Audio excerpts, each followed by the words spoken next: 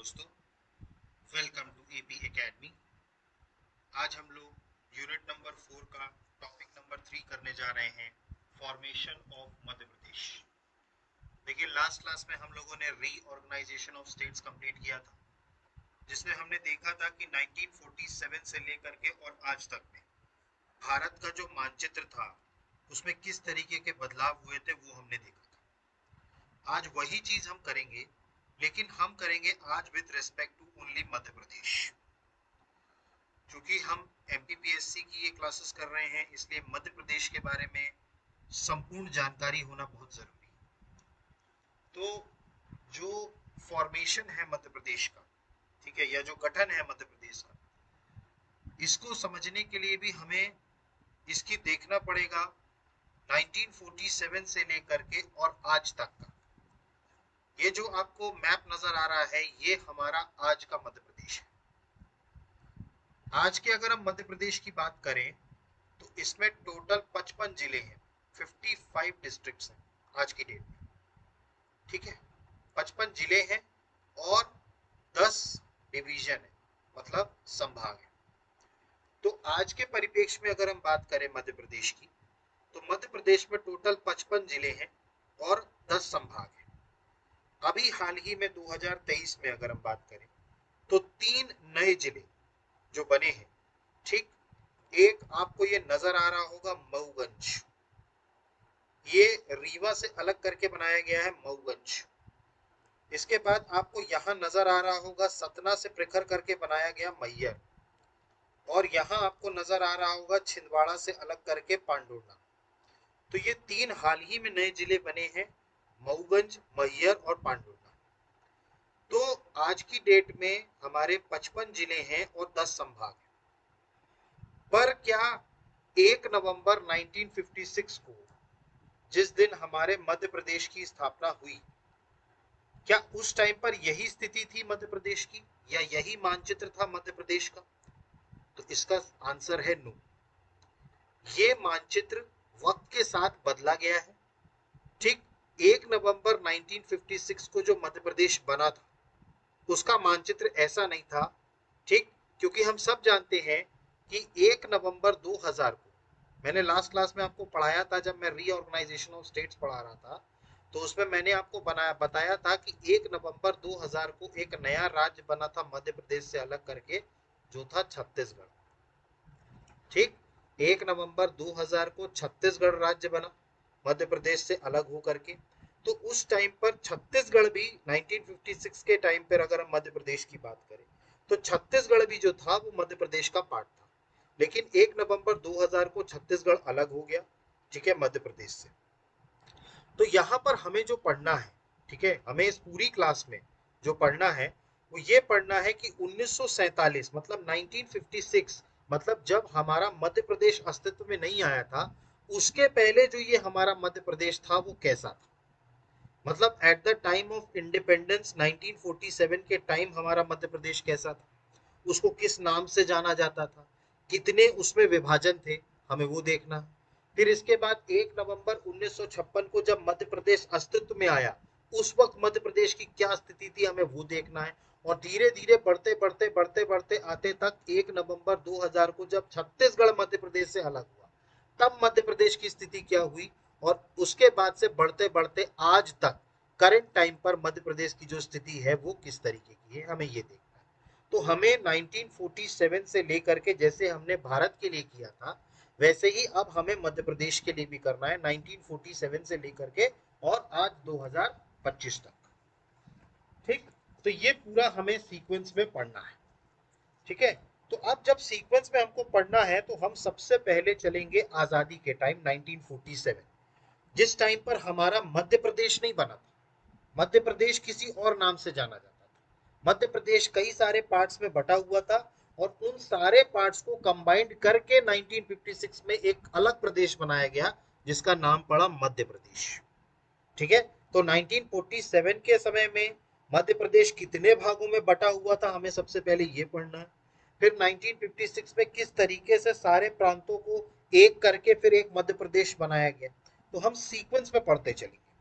ठीक, इसके बाद मैं आपको मानचित्र दिखा रहा हूं, ये मध्य प्रदेश का है जब 1947 के समय, 1947 के समय पर ये हमारा मध्य प्रदेश ऐसा दिखता था। अब देखिए यहां पर अगर आप देखें तो मध्य प्रदेश, अगर आप यहां गौर से देखें तो मध्य प्रदेश 4 भाग में बटा हुआ था।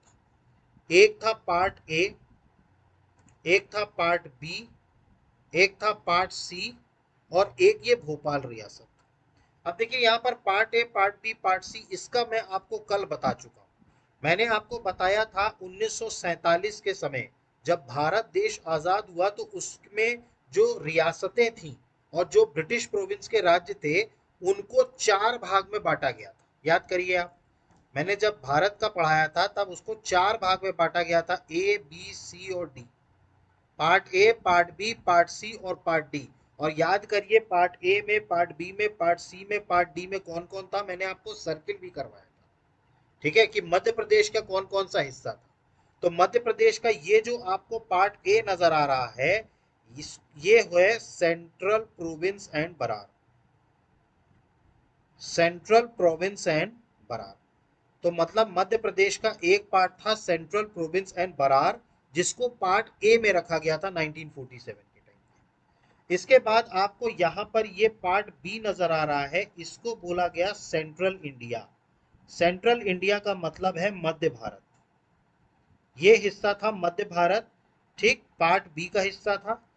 इसके बाद आपको यहां नजर आ रहा है पार्ट सी, ये था विंध्य प्रदेश। कौन सा प्रदेश था?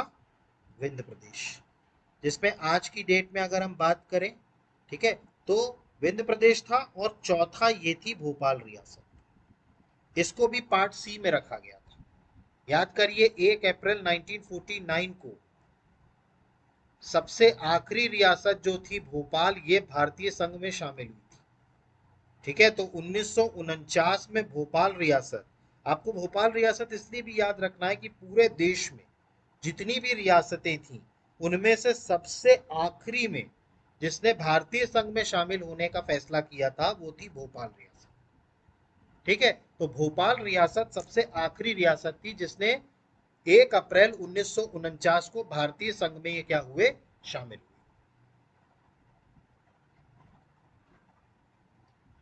क्लियर है? ठीक।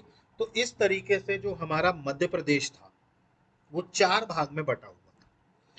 पहला था सेंट्रल प्रोविंस एंड बरार, जिसको पार्ट ए में रखा गया, जिसकी राजधानी थी नागपुर। ये आपको राजधानी याद रखना है, सेंट्रल प्रोविंस एंड बरार की राजधानी क्या थी, नागपुर।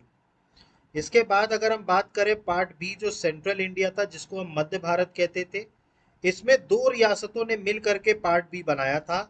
एक इंदौर के थे होलकर, पढ़ा चुका हूं मैं इनको, और दूसरे ग्वालियर के थे सिंधिया। तो सिंधिया और होलकर दोनों पढ़ा चुका हूं मैं आपको। तो इन दोनों ने क्लब करके पार्ट बी बनाया था, जिसको मध्य भारत कहा गया, जिसकी 2 राजधानियां हुआ करती थी, इंदौर और ग्वालियर, ठीक। ग्रीष्मकालीन अगर हम समर कैपिटल की बात करें तो समर कैपिटल जो हुआ करती थी वो हुआ करती थी इंदौर, और जो विंटर कैपिटल हुआ करती थी वो हुआ करती थी ग्वालियर, ठीक है। तो इंदौर और ग्वालियर 2 राजधानी इनकी हुआ करती थी। इसके बाद जो विंध्य प्रदेश था इसकी राजधानी हुआ करती थी रीवा। इसकी राजधानी क्या हुआ करती थी, रीवा, पार्ट सी में था। और जो चौथा पार्ट था वो था भोपाल, ठीक है। अब ये स्थिति जो थी 1947 से लेकर के और भारत के 1956 में राज्य पुनर्गठन आयोग की सिफारिशों को मान करके राज्य पुनर्गठन एक्ट बनने के बाद जब 1 नवंबर मध्य प्रदेश 1 नवंबर 1956 को अस्तित्व में आया, तब मध्य प्रदेश का मानचित्र बदला और तब इन सबको मिला करके एक मध्य प्रदेश बना दिया गया। इसमें ये सारे पार्ट्स मिलाए गए, कुछ चेंजेस हुए थे, मैं बताऊंगा आगे कि कुछ चेंजेस हुए थे, लेकिन part A, part B, part C और भोपाल, इन चारों को मिला के क्या बनाया गया, मध्य प्रदेश बनाया गया। क्लियर? तो ये जो मानचित्र आपको नजर आ रहा है ये 1947 से लेकर के 56 के बीच में था, 1947 से लेकर के 1956 के बीच में था, ठीक है। इसके बाद मानचित्र और बदलता है, ठीक है। और ये अगर आप मानचित्र देखें तो ये भी वही था जो मैंने आपको पुराना दिखाया, ठीक। सेंट्रल प्रोविंस एंड बरार, ये पूरा रीजन जो था सेंट्रल प्रोविंस एंड बरार कहलाता था। ये पूरा कहलाता था मध्य भारत, ये कहलाता था विंध्य प्रदेश, और ये कहलाता था अपना भोपाल। ठीक, अब हमें एक एक करके समझना है। 1947 के समय पे हमें ये समझ में आ गया कि मध्य प्रदेश 4 भाग में बटा था और हमें इन चारों भागों को एक एक करके पढ़ना, इनका इतिहास पढ़ना है कि ये सेंट्रल प्रोविंस एंड बरार कैसे अस्तित्व में आया, मध्य भारत कैसे आया, विंध्य प्रदेश कैसे आया, भोपाल कैसे आया। ठीक है, भोपाल तो अपने आप में एक रियासत थी। भोपाल रियासत के बारे में तो हम पूरा पढ़ चुके हैं, हमने लास्ट यूनिट में 5th यूनिट में पढ़ा था भोपाल रियासत। तो भोपाल के बारे में तो हम पूरा पढ़ चुके हैं।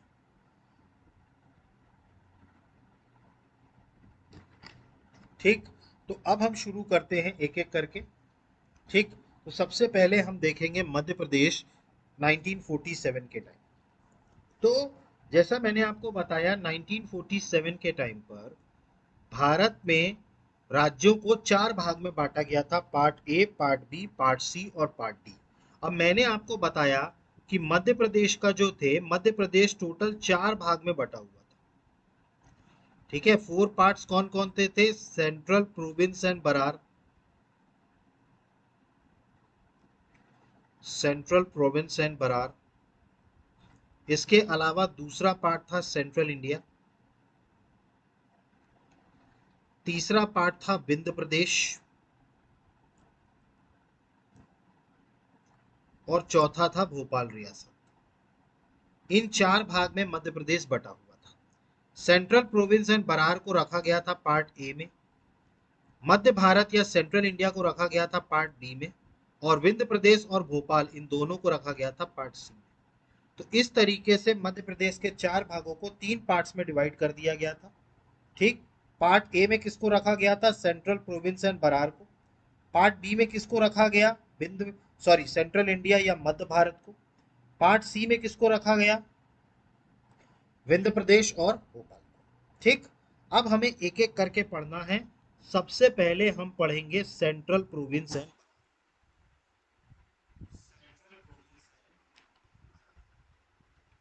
कि सेंट्रल प्रोविंस एंड बरार की बात करें तो अगर आप इस मानचित्र में देखें तो सेंट्रल प्रोविंस एंड बरार ये मध्य प्रदेश का आज का जो महाकौशल वाला क्षेत्र है, ध्यान से देखिएगा, महाकौशल वाला क्षेत्र, ये जबलपुर हो गया, नरसिंहपुर हो गया, बालाघाट हो गया, सिवनी हो गया, छिंदवाड़ा हो गया। ठीक, यहाँ पर अगर हम बात करें तो ये वाला क्षेत्र क्या कहलाता है? ये वाला सिंगरौली वाला क्षेत्र है। ठीक है, इसके अलावा यहाँ पर अगर हम बात करें तो यहाँ पर आपका जो आ जाता है शहडोल वाला क्षेत्र। तो ये सारा क्षेत्र अगर आप ध्यान से देखें तो ये सब सेंट्रल प्रोविंस एंड बरार के अंतर्गत आता है। इसके अलावा इस मानचित्र में आपको ये छत्तीसगढ़ पार्ट जो अलग हुआ है ये आपको नजर नहीं आ रहा है। ये जो पूरा पार्ट है छत्तीसगढ़ वाला, ये भी सेंट्रल प्रोविंस एंड बरार का पार्ट था। और महाराष्ट्र का ये जो नीचे वाला भाग है, जिसको महाराष्ट्र का विदर्भ क्षेत्र कहते हैं, कौन सा क्षेत्र बोलते हैं? विदर्भ। ये भी सेंट्रल प्रोविंस एंड बरार का पार्ट था। तो अगर हम बात करें सेंट्रल प्रोविंस एंड बरार की, तो आज का जो महाकौशल वाला क्षेत्र है, ठीक है, या हम ईस्टर्न मध्य प्रदेश कहें जैसे शहडोल सिंगरौली वाला क्षेत्र, ठीक है, या फिर हम इधर कहें होशंगाबाद और ये सारे वाला क्षेत्र, ये सब किसके अंडर में आता था? सेंट्रल प्रोविंस एंड बरार के अंडर में आता था। और इसके अलावा मध्य प्रदेश का आज का जो हिस्से में अवेलेबल नहीं है, जैसे छत्तीसगढ़ और महाराष्ट्र का विदर्भ वाला क्षेत्र। विदर्भ वाला क्षेत्र मतलब जहां आजकल, जो आजकल का अगर हम बात करें तो महाराष्ट्र के इसमें कई डिस्ट्रिक्ट्स आप नाम जानते होंगे, नागपुर, ठीक है, ये भी विदर्भ में आता है। ठीक है, इसके अलावा अमरावती। ठीक, आगे चल के हम देखेंगे कौन कौन से जिले रहा करते थे, तो नागपुर है, अमरावती है। ठीक है, तो ये सारे जिले विदर्भ क्षेत्र में आया करते थे और विदर्भ क्षेत्र जो था वो सेंट्रल प्रोविंस एंड बरार का पार्ट था। ठीक है, आप जानते हैं सेंट्रल प्रोविंस एंड बरार की तो राजधानी ही नागपुर थी। विदर्भ के क्षेत्र का जो नागपुर था वो इनकी राजधानी हुआ करती थी। ठीक, तो अब हमें थोड़ा सा सेंट्रल प्रोविंस एंड बरार वाले क्षेत्र आपको समझ में आ गया मध्य प्रदेश का कौन सा क्षेत्र है। तो अब हम ये देखते हैं कि सेंट्रल प्रोविंस एंड बरार इतिहास में आया कैसे। देखिए 1818 में अगर हम याद करें, 1818 में चौथा एंग्लो मराठा युद्ध हुआ था, फोर्थ एंग्लो मराठा वॉर, याद होगा आपको। चौथा एंग्लो मराठा युद्ध हुआ था, आई एम सॉरी, चौथा नहीं तीसरा था, सॉरी तीसरा था। तीसरा एंग्लो मराठा युद्ध हुआ था। 3 युद्ध हुए थे एंग्लो मराठा के। 1818 में जो हुआ था वो तीसरा एंग्लो मराठा युद्ध हुआ था। ठीक, इसमें अंग्रेज विजयी हुए थे। आपको याद है मराठाओं को फाइनली उन्होंने खत्म कर दिया था। ठीक है, और इन्होंने बहुत सारे अंग्रेजों ने उस वक्त क्षेत्र ले लिए थे। किनसे? सिंधिया से। देखिए सबसे संधि करी थी। ठीक है, सबको सब्सिडरी अलायंस बना दिया था तो इनके क्षेत्र भी ले लिए थे। सिंधिया हो गए उस टाइम पर, भोसले थे, होलकर थे। इन सारे लोग क्या थे? ये सारे लोग अंग्रेजों से लड़ रहे थे 1818 के युद्ध में। तो इन सब से क्या किया था? इनके क्षेत्र ले लिए गए थे। अब अगर हम बात करें आज का जो छत्तीसगढ़ वाला क्षेत्र है, छत्तीसगढ़ हो गया, बालाघाट हो गया। देखिए बालाघाट भी उधर ही आता है। ठीक है, बालाघाट क्षेत्र हो गया, छत्तीसगढ़ हो गया, महाकौशल रीजन हो गया। ठीक है, ये सारा रीजन जो था, महाकौशल हो गया, छत्तीसगढ़ हो गया, बालाघाट हो गया, ये सारा रीजन जो था ये भोंसले के अंतर्गत आता था। तो ये भोंसले से इन्होंने लिया था अंग्रेजों ने। तो अंग्रेजों ने किनसे ये रीजन लिया था? छत्तीसगढ़, बालाघाट, महाकौशल, ये भोंसले से लिया था। ठीक है, छत्तीसगढ़, बालाघाट और महाकौशल वाला रीजन। इसके अलावा ये जो सागर और नर्मदा वाला रीजन था, देखिए सागर को पहले सागौर कहते थे। जो आज का सागर है उसको क्या बोलते थे? पहले सागौर बोलते थे। तो सागर और ये जो नर्मदा क्षेत्र का रीजन था, नर्मदा क्षेत्र मतलब आज का देखेंगे आप ध्यान से, अगर इस मैप में देखें तो ये आज का होशंगाबाद है, बैतूल है इधर। ठीक है, ये सारे क्षेत्र किसके हैं? ये इधर जो है खरगोन है, खंडवा है, ये नर्मदा वाला क्षेत्र है। तो ये नर्मदा वाला क्षेत्र जो था ये सिंधियाओं के अंडर में था। ठीक है, और ये जो सागर वाला क्षेत्र है, ये ऊपर वाला, ये भी किसके अंडर में था? सिंधियाओं के अंडर में था। तो इनको किससे लिया? इन्होंने सिंधियाओं से लिया। ठीक, तो जो छत्तीसगढ़ है, महाकौशल वाला रीजन है या बालाघाट वाला रीजन है, ये किनसे लिया था? भोंसले से लिया था। और जो सागर वाला रीजन, नर्मदा क्षेत्र वाला रीजन है, ये किनसे लिया? सिंधियाओं से लिया। ठीक है, इसके बाद फिर नागपुर वाला जो क्षेत्र था, नागपुर मतलब ये जो नीचे विदर्भ वाला क्षेत्र है, ये नागपुर वाला क्षेत्र, इनको भी क्या ले लिया था? बाद में भोंसले से ले लिया गया था। ठीक है, इनको भी अंग्रेजों ने क्या किया था बाद में? कब लिया? 1853 के टाइम। 1853 के टाइम ये जो नागपुर वाला क्षेत्र था, ये भी किनसे ले लिया था? अंग्रेजों ने भोसलों से ले लिया था। ठीक है, अब जब ये सारे इन्होंने क्षेत्र ले लिए, छत्तीसगढ़ ले लिया, बालाघाट, महाकौशल, आपके सागर, नर्मदा क्षेत्र, नागपुर, तब इन्होंने इन सारे क्षेत्रों को कंबाइंड करके 1861 में 1861 में एक नई एडमिनिस्ट्रेटिव रीजन बनाई थी जिसका नाम दिया था सेंट्रल प्रोविंस। देखिए ये सेंट्रल प्रोविंस एंड बरार आप आज जान रहे हैं, लेकिन ये बरार पहले से सेंट्रल प्रोविंस का पार्ट नहीं था। 1861 में सेंट्रल प्रोविंस बनाया गया अंग्रेजों के द्वारा, इन सारे क्षेत्रों को क्लब करके। 1818 में जो तीसरा एंग्लो मराठा युद्ध जीता था, उससे छत्तीसगढ़, बालाघाट, महाकौशल वाला क्षेत्र लिया था वो। इसके अलावा सागर और नर्मदा वाला क्षेत्र सिंधियाओं से लिया, और 1853 में नागपुर वाला क्षेत्र भी इन्होंने ले लिया। तो इस तरीके से सेंट्रल प्रोविंस अस्तित्व में आया 1861। इन सबको कंबाइंड करके क्या बनाया गया? 1861 में सेंट्रल प्रोविंस। इसके बाद ये जो बरार वाला क्षेत्र है, ये जो बरार था, एक्चुअली 1903 में, अगर हम बात करें 1903 की बात है, ये बरार वाला जो क्षेत्र था ना, ये हैदराबाद के निजाम के अंडर में आता था। देखिए हैदराबाद रियासत थी। ठीक, हैदराबाद रियासत में कौन रहा करते थे? निजाम रहा करते थे। हिंदुस्तान की सबसे बड़ी रियासत हुआ करती थी हैदराबाद। प्रिंसली स्टेट्स में सबसे बड़ा स्टेट होता था हैदराबाद। ठीक, तो हैदराबाद के अंडर में आता था अपना बरार वाला क्षेत्र। ठीक है, अब इस क्षेत्र को, बरार वाले क्षेत्र को, अंग्रेजों ने 1903 में निजाम से ले लिया था। मतलब ये बरार वाला क्षेत्र जो था ये इन्होंने किससे लिया? निजाम से लिया 1903 में। ठीक है, अब इसमें विदर्भ की भी 4 जो डिस्ट्रिक्ट्स थे, जो विदर्भ रीजन के थे, ये भी 4 डिस्ट्रिक्ट्स जो थे, ठीक है, ये चारों डिस्ट्रिक्ट्स मिला करके ही बरार नाम पड़ा था। देखिए विदर्भ में 4 डिस्ट्रिक्ट थी, इन 4 डिस्ट्रिक्टों का आपको नाम याद रखना है। पहली हुआ करती थी अकोला, दूसरी थी यवतमाल, ये आज भी महाराष्ट्र में है। अकोला, यवतमाल, अमरावती और भूलदाना, ये विदर्भ क्षेत्र के जो 4 जिले थे, 4 डिस्ट्रिक्ट थी, यही क्या कहलाता था? बरार क्षेत्र। तो अकोला, यवतमाल, अमरावती और भूलदाना, ये जो 4 डिस्ट्रिक्ट थी विदर्भ की, ठीक है, यही बरार का टेरिटोरियल नेम था। ठीक है, तो बरार जो था ये इन्हीं 4 क्षेत्रों से मिलके बना था, अकोला, यवतमाल, अमरावती और भूलदाना। ये निजाम के अंडर में आते थे। किसके अंडर में आते थे? निजाम के अंडर में आते थे। ठीक है, तो इन्होंने 1903 में अंग्रेजों ने निजाम से इसको लिया। ठीक, तो आपको समझ में आया सेंट्रल प्रोविंस कब बना? 1861 में। कौन कौन से क्षेत्रों को मिला के बना? छत्तीसगढ़, बालाघाट, महाकौशल, सागर, नर्मदा, नागपुर, इन क्षेत्रों को मिला के सेंट्रल प्रोविंस बनाया गया। 1903 में जो बरार वाला क्षेत्र था, जो किस क्षेत्रों को मिला के बना था? अकोला, अमरावती, यवतमाल और भूलदाना। ये किनसे लिया गया? हैदराबाद के निजाम से। ठीक है, तो इनसे लेकर के और 1903 में क्या बना दिया गया था? बरार बना दिया गया। ठीक है, अब इसके बाद अगर हम बात करें तो इसके बाद डेट आती है गवर्नमेंट ऑफ इंडिया एक्ट 1919। देखिए, भारत सरकार अधिनियम आया था 1919। भारत सरकार अधिनियम आया था 1919 में। इसमें सेंट्रल प्रोविंस के लिए एक गवर्नर अपॉइंट किया गया था। मतलब उस टाइम पर आप याद करिए, सेंट्रल प्रोविंस क्या था? एक ब्रिटिश, जहां पर अंग्रेजों का डायरेक्ट रूल हुआ करता था, वहां पर वहां का शासन वो गवर्नर के थ्रू चलाया करते थे। तो गवर्नर जो था और उसकी काउंसिल ऑफ मिनिस्टर्स, ये मेन एडमिनिस्ट्रेटर थे सेंट्रल प्रोविंस के।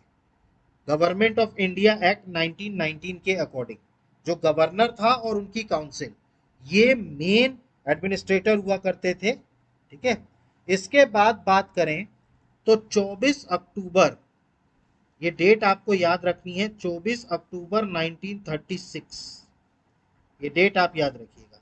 इस दिन इन्होंने निजाम के साथ, जो निजाम कौन? हैदराबाद वाले निजाम के साथ एक ट्रीटी करी थी, जिसमें कि बरार वाला क्षेत्र वापस से निजाम को दे दिया गया था। मतलब 24 अक्टूबर 1936 को एक ट्रीटी करी गई थी, जिसमें बरार वाला क्षेत्र जो था, वहां पर निजाम की सॉवरेनिटी को अब फिर से रिकॉग्नाइज कर दिया गया था। लेकिन इस वक्त तक 24 अक्टूबर 1936 को सेंट्रल प्रोविंस और बरार को कंबाइन कर दिया गया।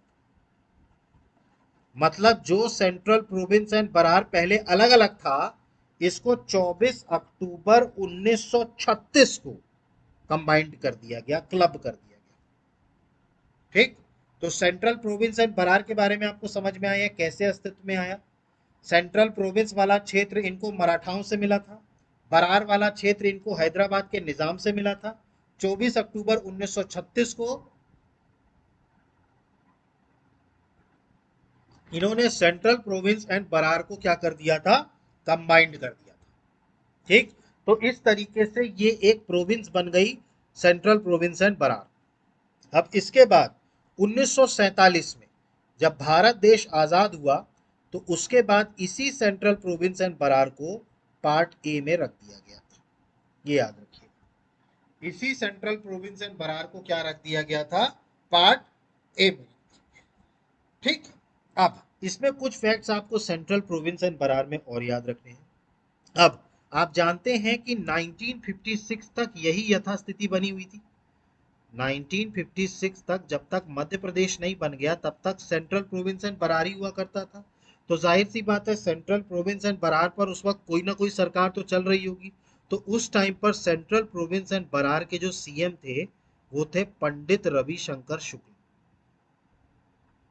ये आपको याद रखना, पंडित रविशंकर शुक्ल, ये इस टाइम पर सेंट्रल प्रोविंस एंड बरार के चीफ मिनिस्टर थे। ठीक है, और बाद में जब 1 नवंबर 1956 को जब सभी रीजन्स को मिला करके मध्य प्रदेश बनाया गया, तब मध्य प्रदेश के भी पहले मुख्यमंत्री कौन बने? पंडित रविशंकर शुक्ल। ठीक, तो पंडित रविशंकर शुक्ल जो थे, ये मध्य प्रदेश के भी पहले चीफ मिनिस्टर थे और सेंट्रल प्रोविंस एंड बरार के चीफ मिनिस्टर ये थे। ठीक, इसके अलावा एक इनके गवर्नर भी हुआ करते थे। ठीक है, गवर्नर का नाम आप याद रखिएगा, इनके गवर्नर हुआ करते थे E Raghavendra Rao. Central province and Berar के ही गवर्नर हुआ करते थे ई राघवेंद्र राव, ये इनके गवर्नर हुआ करते थे। और चीफ मिनिस्टर कौन हुआ करते थे? पंडित रविशंकर शुक्ला। और गवर्नर कौन हुए थे? ई राघवेंद्र राव। और इनकी राजधानी आप जानते हैं क्या हुआ करती थी? नागपुर। नागपुर क्या थी? सेंट्रल प्रोविंस एंड बरार की राजधानी। तो आपको सेंट्रल प्रोविंस एंड बरार समझ में आया। ठीक, 1818 में तीसरा एंग्लो मराठा युद्ध हुआ। अंग्रेज इसमें विजयी हुए। उन्होंने सिंधिया, भोसले और होलकर इनके क्षेत्रों पर धीरे धीरे कब्जा कर लिया। भोसले से इनको कौन सा क्षेत्र मिला? छत्तीसगढ़, बालाघाट, महाकौशल वाला क्षेत्र। ना सॉरी, सिंधियाओं से इनको कौन सा मिला? सागर वाला क्षेत्र और नर्मदा तटीय वाला क्षेत्र, ये इनको सिंधियाओं से मिल गया। अब धीरे धीरे बढ़ते बढ़ते इन्होंने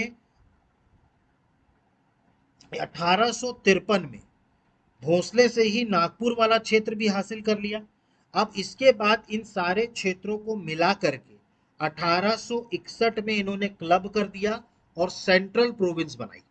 कौन सी बनाई? Central province, 1861।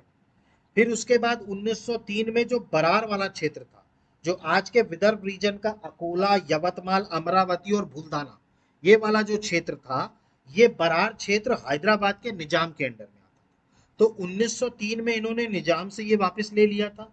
ठीक, उसके बाद 24 अक्टूबर 1936 को इन्होंने निजाम के साथ ट्रीटी करी और सेंट्रल प्रोविंस एंड बरार को एक साथ क्लब कर दिया। तो सेंट्रल प्रोविंस एंड बरार अस्तित्व में कब आया? 24 अक्टूबर 1936 को। उसके बाद 1947 आजाद होने के बाद सेंट्रल प्रोविंस एंड बरार को पार्ट ए में रखा गया और ये यथास्थिति 1956 तक बनी रही। उस टाइम पर तत्कालीन सेंट्रल प्रोविंस एंड बरार के मुख्यमंत्री थे पंडित रविशंकर शुक्ल और जो गवर्नर थे वो थे ई राघवेंद्र राव और इनकी राजधानी थी नागपुर। समझ में आया आपको सेंट्रल प्रोविंस एंड बरार के बारे में?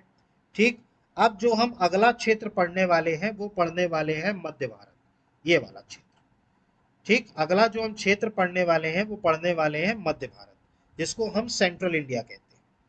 ठीक, जिसको हम सेंट्रल इंडिया कहते हैं।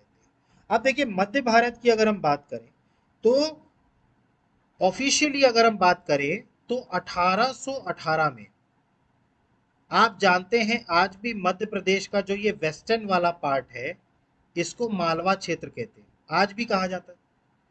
मध्य प्रदेश का जो वेस्टर्न वाला पार्ट है इसको क्या कहा जाता है? मालवा। ठीक, तो 1818 में ही ये जो शब्द था मध्य भारत, ये किसके लिए इस्तेमाल होने लगा था? मालवा के लिए। तो 1818 में ही मालवा को क्या कहा जाने लगा था? Central India. ठीक, सेंट्रल इंडिया। ठीक, अब सेंट्रल इंडिया की अगर हम बात करें, आगे बात करें, तो जैसा मैंने आपको बताया कि जो मालवा वाला क्षेत्र था, ठीक है, इसी को सेंट्रल इंडिया कहा जाने लगा 1818 में।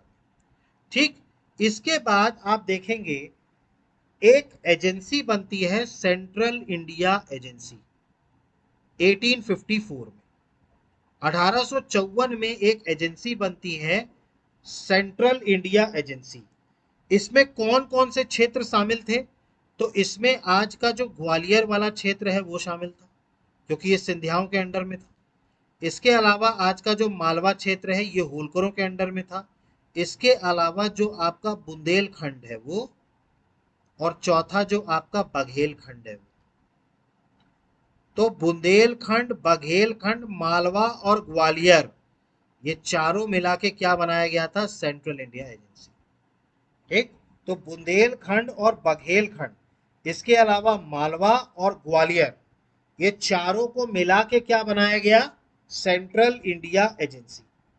ठीक, और ये तब तक, आजादी तक ये ऐसी यथास्थिति बनी रही, सेंट्रल इंडिया एजेंसी की स्थिति ऐसी बनी रही आजादी तक।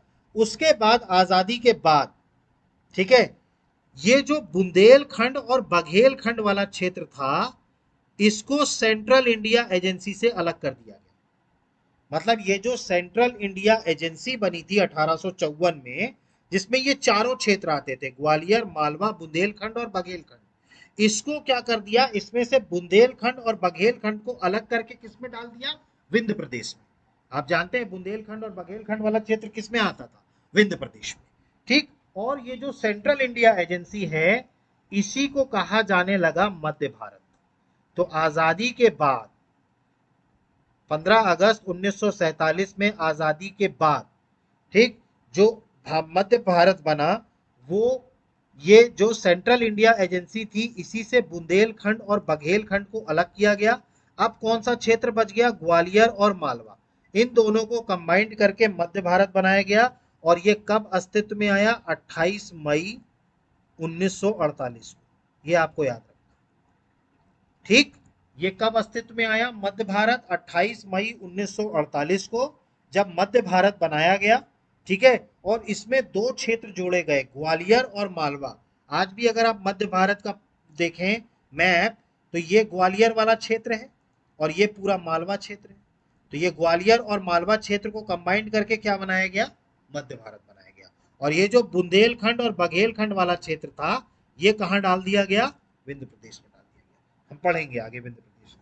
ठीक, तो मध्य भारत जो अस्तित्व में आया वो आया 28 मई 1948 को। ठीक है, जब इसमें दो रियासतें थी, मध्य भारत में दो रियासतें थी। आपको पता है ग्वालियर क्षेत्र में कौन रूल करता था, सिंधिया, और मालवा क्षेत्र में कौन रूल करता था, होलकर हुआ करते थे।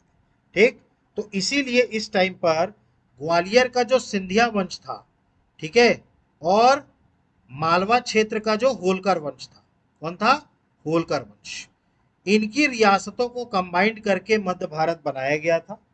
ठीक है, ठीक, और इसीलिए चूंकि सिंधिया और होलकर, ठीक है, सिंधिया और होलकर इनकी रियासतों को मिला करके मध्य भारत बनाया गया था। इसीलिए इस राज्य के, कौन से, मध्य भारत के, मध्य भारत का जो हेड था, ठीक है, अगर हम हेड ऑफ द स्टेट की बात करें तो उस टाइम पर तत्कालीन सिंधिया वंश के जो राजा थे, आखिरी राजा जिनका नाम था जीवाजी राव सिंधिया, याद करिए, जीवाजी राव सिंधिया। ये वही थे जिन्होंने इंस्ट्रूमेंट ऑफ एक्सेशन पर साइन करके भारतीय संघ में ग्वालियर का विलय करवाया था। तो साइन करने वाले कौन थे, जीवाजी राव सिंधिया। इनको इस राज्य का प्रमुख बनाया गया। मध्य भारत राज्य जो बना इसमें सिंधिया वंश के जो राजा थे उनको राज्य प्रमुख बनाया गया। और अगर हम बात करें होलकर वंश के, ठीक है, तो इस टाइम पर होलकर वंश के राजा थे यशवंत राव होलकर सेकेंड, यशवंत राव होलकर सेकेंड, याद करिए, यशवंत राव होलकर सेकेंड, इनको डेप्यूटी हेड बनाया गया।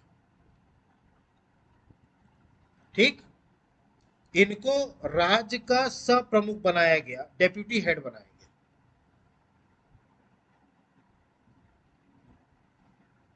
तो समझ में आया आपको। तो मध्य भारत जो अस्तित्व में आया 28 मई 1948 को, ठीक, इसमें सिंधिया और होलकर, ठीक है, ये इनकी रियासतें मिलकर के इन्हें राज्य बनाया गया। इसीलिए सिंधिया के जो उस टाइम के राजा थे जीवाजी राव सिंधिया, उनको राज्य का प्रमुख बनाया गया। और उप प्रमुख किसको बनाया गया, यशवंत राव होलकर को। अब देखिए होलकरों को उप प्रमुख के पद इसलिए दिया गया था क्योंकि सिंधियाओं का एरिया ज्यादा था, मध्य भारत में जो हिस्सा था उसमें सिंधियाओं का ज्यादा था। इसीलिए जीवाजी राव सिंधिया को हेड बनाया गया और डेप्यूटी हेड किसको बनाया गया, यशवंत राव होलकर को। इसके अलावा अगर हम बात करें तो मध्य प्रदेश के उस टाइम पर चीफ मिनिस्टर भी थे। ठीक है, देखिए आपको 1948 से जब से ये अस्तित्व में आया और 1956 तक टोटल 4 मुख्यमंत्री रहे हैं मध्य भारत के। आपको चारों के नाम याद रखने हैं। मतलब 28 मई 1948 को जब मध्य भारत अस्तित्व में आया तब उस टाइम पर चीफ मिनिस्टर कौन थे, तो आपको ये याद रखना है, उस टाइम पर चीफ मिनिस्टर थे लीलाधर जोशी। ठीक है, लीलाधर जोशी। तो जिस टाइम पर मध्य भारत बना, ठीक है, 28 मई 1948, उसके बाद जो मुख्यमंत्री बने, सबसे पहले मुख्यमंत्री वो बने लीलाधर जोशी। ठीक, और इसके बाद अगले, भले ही आप नाम याद रख लीजिएगा लेकिन इसका जरूरी नहीं है, अगला आप नाम याद रख लीजिए, गोपी कृष्ण विजयवर्गीय, विजयवर्गीय। तो गोपी कृष्ण विजयवर्गीय, लीलाधर जोशी। इसके बाद अगर हम बात करें अगले बने मिश्री लाल गंगवाल, मिश्री लाल गंगवाल। तो ये गोपी कृष्ण विजय वर्गीय और मिश्री लाल गंगवाल आपको इतना याद रखना जरूरी नहीं। हाँ, इसके बाद जो मुख्यमंत्री बने वो बने तख्तमल जैन, तख्तमल जैन। तो आपको ये नाम याद रखना है, तख्तमल जैन। देखिए तख्तमल जैन आपको इसलिए याद रखना है क्योंकि 1 नवंबर 1956 को जब मध्य प्रदेश बना तो ये 4 क्षेत्र कंबाइंड हुए थे। तो उस टाइम पर मध्य भारत के जो मुख्यमंत्री थे वो थे तख्तमल जैन। ठीक है, तो मध्य भारत के जो चीफ मिनिस्टर थे वो उस टाइम पर कौन थे? तख्तमल जैन। ठीक है, अब तख्तमल जैन जो थे वो उस टाइम पर मुख्यमंत्री थे। ठीक है, और आप याद करिए सेंट्रल प्रोविंस एंड बरार के मुख्यमंत्री कौन थे? पंडित रविशंकर शुक्ल, जो बाद में मध्य प्रदेश के पहले मुख्यमंत्री भी बने। ठीक है, तो तख्तमल जैन मुख्यमंत्री थे मध्य भारत के। और मध्य भारत की मैंने आपको बताया 2 राजधानियां हुआ करती थी। ठीक है, एक राजधानी हुआ करती थी ग्वालियर, जो कि इनकी सर्दियों की राजधानी हुआ करती थी, विंटर। ठीक है, और दूसरी राजधानी हुआ करती थी इंदौर, जो कि इनकी समर कैपिटल होती थी। ठीक, तो एक इनकी विंटर कैपिटल हुआ करती थी, एक इनकी समर कैपिटल हुआ करती थी। तो जो ग्वालियर थी वो विंटर कैपिटल थी और जो इंदौर थी वो कौन सी कैपिटल थी? समर कैपिटल थी। ठीक, तो ये था मध्य भारत। ठीक, मध्य भारत आप जानते हैं पहले क्या कहलाता था? मालवा क्षेत्र को मध्य भारत कहा गया।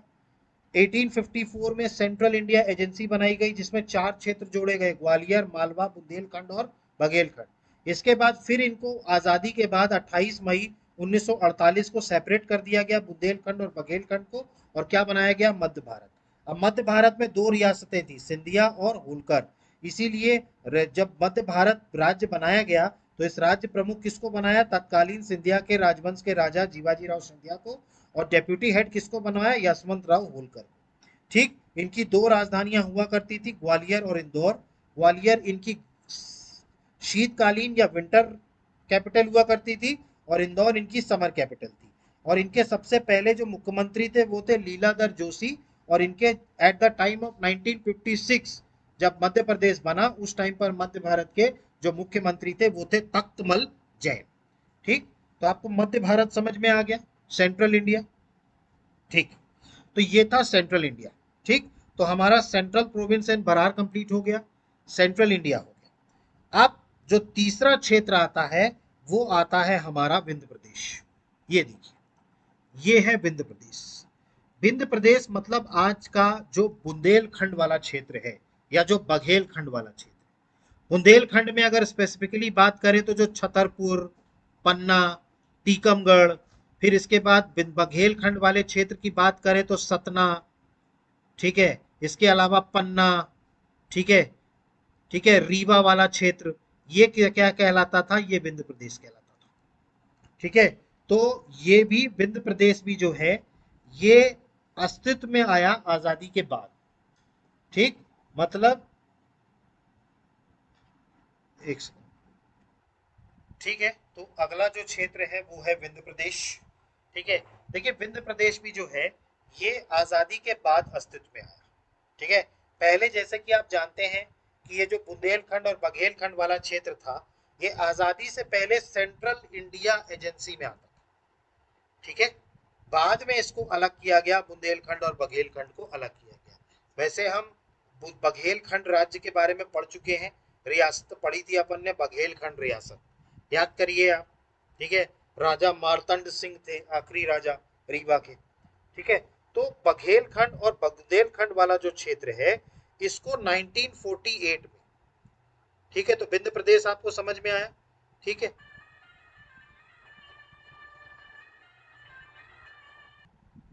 Sorry for the interruption. चलिए, हम बात कर रहे थे विंध्य प्रदेश की। ठीक है, तो जो विंध्य प्रदेश है अपना ये 1948 में आया अस्तित्व में। ठीक है, जब बघेलखंड और बुंदेलखंड वाले क्षेत्र को सेंट्रल इंडिया एजेंसी से सेपरेट किया गया। ठीक है, और इस विंध्य प्रदेश का उद्घाटन अगर हम बात करें तो ये हुआ था 12 मार्च 1948 को। तो 12 मार्च 1948 को, ठीक है, उस टाइम पर आपने एक नाम सुना होगा, वीपी मेनन। ये आगे मैं आपको बताऊंगा ये कौन है वीपी मेनन, ठीक है। इंटीग्रेशन ऑफ प्रिंसली स्टेट्स, राज्यों का जब रियासतों का एकीकरण में, ठीक है, ये उस टाइम के तत्कालीन गृह मंत्री या हम कहें डेप्यूटी प्राइम मिनिस्टर लौह पुरुष सरदार वल्लभ भाई पटेल के सेक्रेटरी थे वीपी मेनन, ठीक है। और रियासतों वाले मामले के मंत्री चूंकि सरदार वल्लभ भाई पटेल थे, इसलिए उन्होंने अपना सेक्रेटरी बनाया था वीपी मेनन को, ठीक है। हम पढ़ेंगे आगे। तो वीपी मेनन साहब जो थे, इन्होंने 12 मार्च 1948 को, ठीक है, इनकी प्रेजेंस में टोटल 35 रियासतों ने मिलाकर, कितनी रियासतें, 35 रियासतें, तो 35 प्रिंसली स्टेट्स को मिलाकर के विंध्य प्रदेश को क्रिएट किया था 12 मार्च 1948 को। किसने, वीपी मेनन की प्रेजेंस में 35 रियासतों ने मिलकर के क्या बनाया था, विंध्य प्रदेश बनाया। और इस स्टेट को ऑफिशियली इनॉग्रेट किया गया था 4 अप्रैल 1948 को। तो 4 अप्रैल 1948 को इसको विंध्य प्रदेश बनाया गया और 4 अप्रैल 1948 को इसको रखा गया। एक इनिशियली ये विंध्य प्रदेश जो था, ये पार्ट बी का हिस्सा था। इनिशियली अगर मैंने आपको बताया था कितने पार्ट्स में बटा हुआ था भारत, 4 भाग में। तो इनिशियली अगर हम बात करें तो पार्ट बी में बटा हुआ था विंध्य प्रदेश, ठीक है। लेकिन बाद में, कब, 25 जनवरी 1950 को, 25 जनवरी 1950 को इसका स्टेटस चेंज करके इसको पार्ट सी में डाल दिया गया था। विंध्य प्रदेश को किस में डाल दिया गया था, पार्ट सी में। तो विंध्य प्रदेश पहले जो था वो पार्ट बी का हिस्सा था, ठीक है। बाद में इसको किस में डाल दिया गया, 25 जनवरी 1950 को पार्ट सी में डाल दिया गया। और इसका जो राज्य प्रमुख बनाया गया वो उस टाइम के तत्कालीन रीवा के राजा महाराजा मार्तंड सिंह को बनाया। आजादी के टाइम पर बघेल वंश के राजा कौन थे, मार्तंड सिंह, ठीक। तो विंध्य प्रदेश का जो राज्य प्रमुख था वो किसको बनाया गया, महाराजा मार्तंड सिंह को, ठीक। अब मैंने आपको बताया कि विंध्य प्रदेश में जो क्षेत्र आया करते थे, एक अपना आज का जो बुंदेलखंड क्षेत्र है और एक जो अपना बघेलखंड क्षेत्र था, ठीक है। तो एडमिनिस्ट्रेशन अच्छे से चलाने के लिए, ठीक है, यहां पर एडमिनिस्ट्रेशन को अच्छे से विंध्य प्रदेश में चलाने के लिए इस विंध्य प्रदेश को 2 एडमिनिस्ट्रेटिव यूनिट्स में बांट दिया गया, ठीक है। देखिए, और दोनों का अलग अलग हेड बनाया गया था, दोनों का अलग अलग हेड बनाया गया। देखिए, विंध्य प्रदेश 1948 में पार्ट बी में जो हिस्सा था मध्य भारत, ठीक है, वो सेंट्रल इंडिया एजेंसी से बघेलखंड और बुंदेलखंड को अलग किया गया, ठीक। वहां से क्या बना, मध्य भारत बना, और यहां से क्या बन गया, विंध्य प्रदेश। 12 मार्च 1948 को 35 रियासतों ने मिलकर के वीपी मेनन की प्रेजेंस में विंध्य प्रदेश बनाया। ऑफिशियली इसको कब इनॉग्रेट किया गया, 4 अप्रैल 1948 को। अब इनके जो राज्य प्रमुख थे वो किसको बनाया गया, महाराजा मार्तंड सिंह को। पहले ये पार्ट बी का हिस्सा था, फिर इसको 25 जनवरी 1950 को किस में डाल दिया गया, पार्ट सी में, ठीक। तो विंध्य प्रदेश कहां चला गया, पार्ट सी में, ठीक। अब इसके बाद बात करें, चूंकि विंध्य प्रदेश जो था उसको 2 भाग में बांटा गया फॉर एडमिनिस्ट्रेटिव कन्वीनियंस।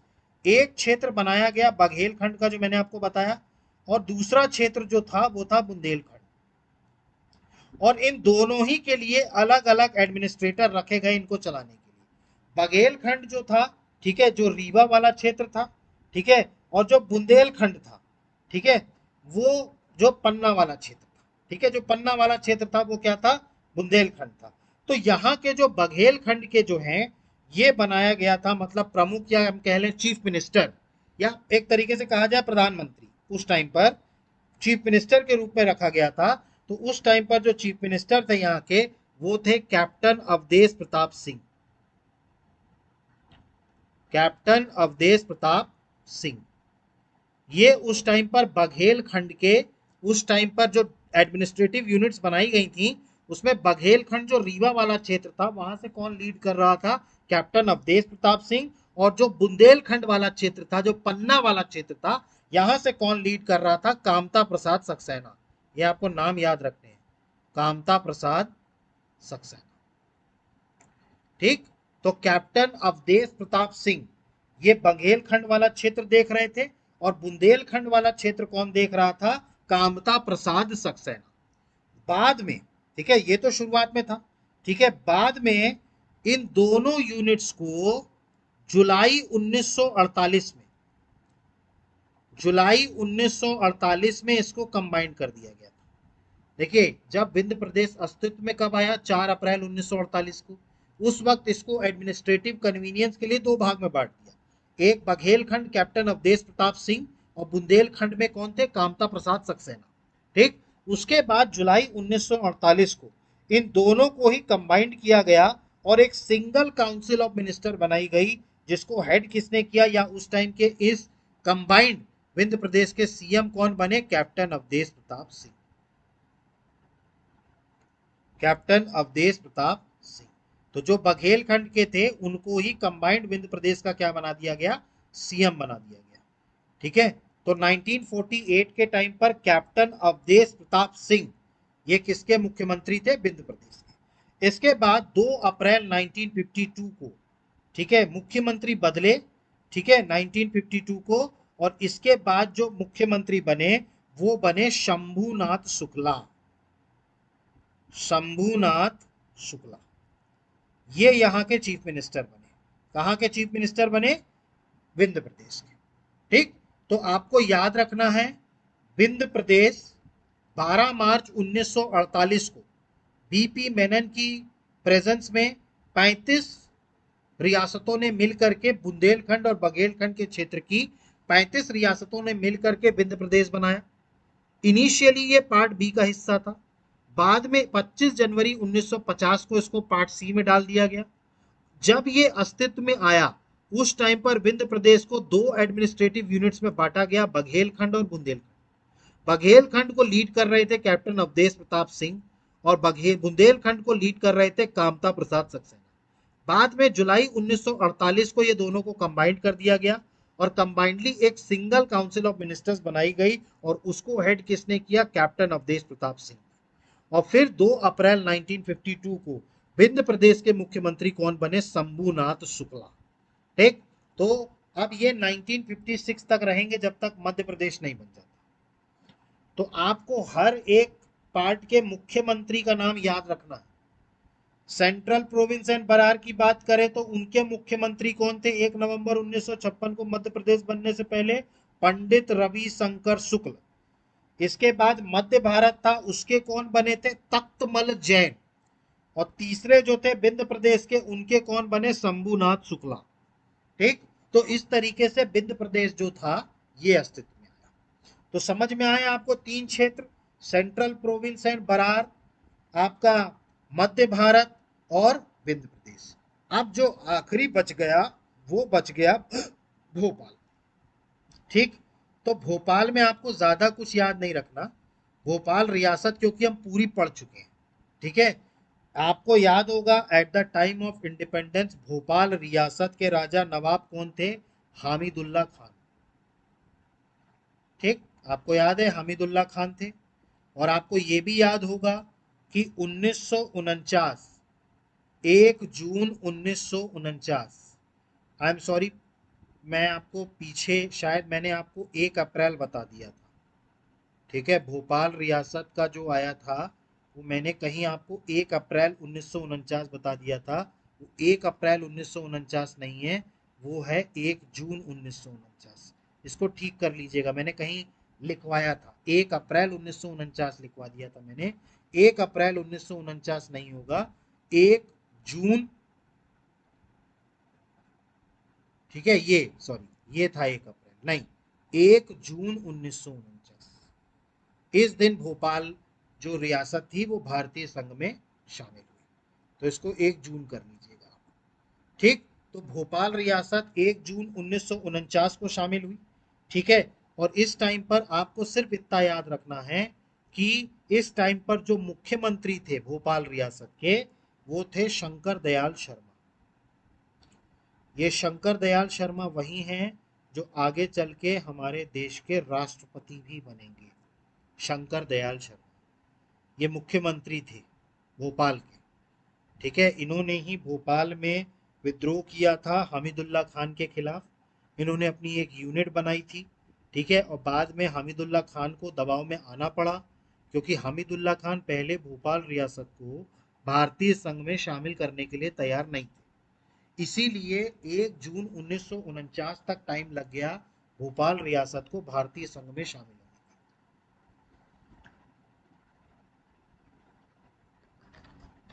और इसी दिन इसको 1 जून 1949 को इसको कहाँ रख दिया गया था? पार्ट सी।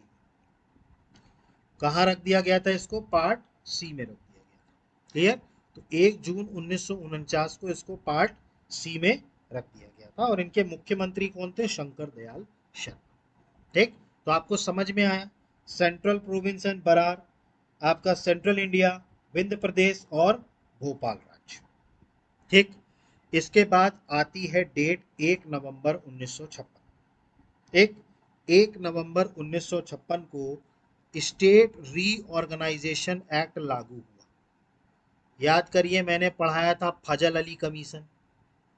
फजल अली कमीशन की रिकमेंडेशन पर ही स्टेट रीऑर्गेनाइजेशन एक्ट आया था।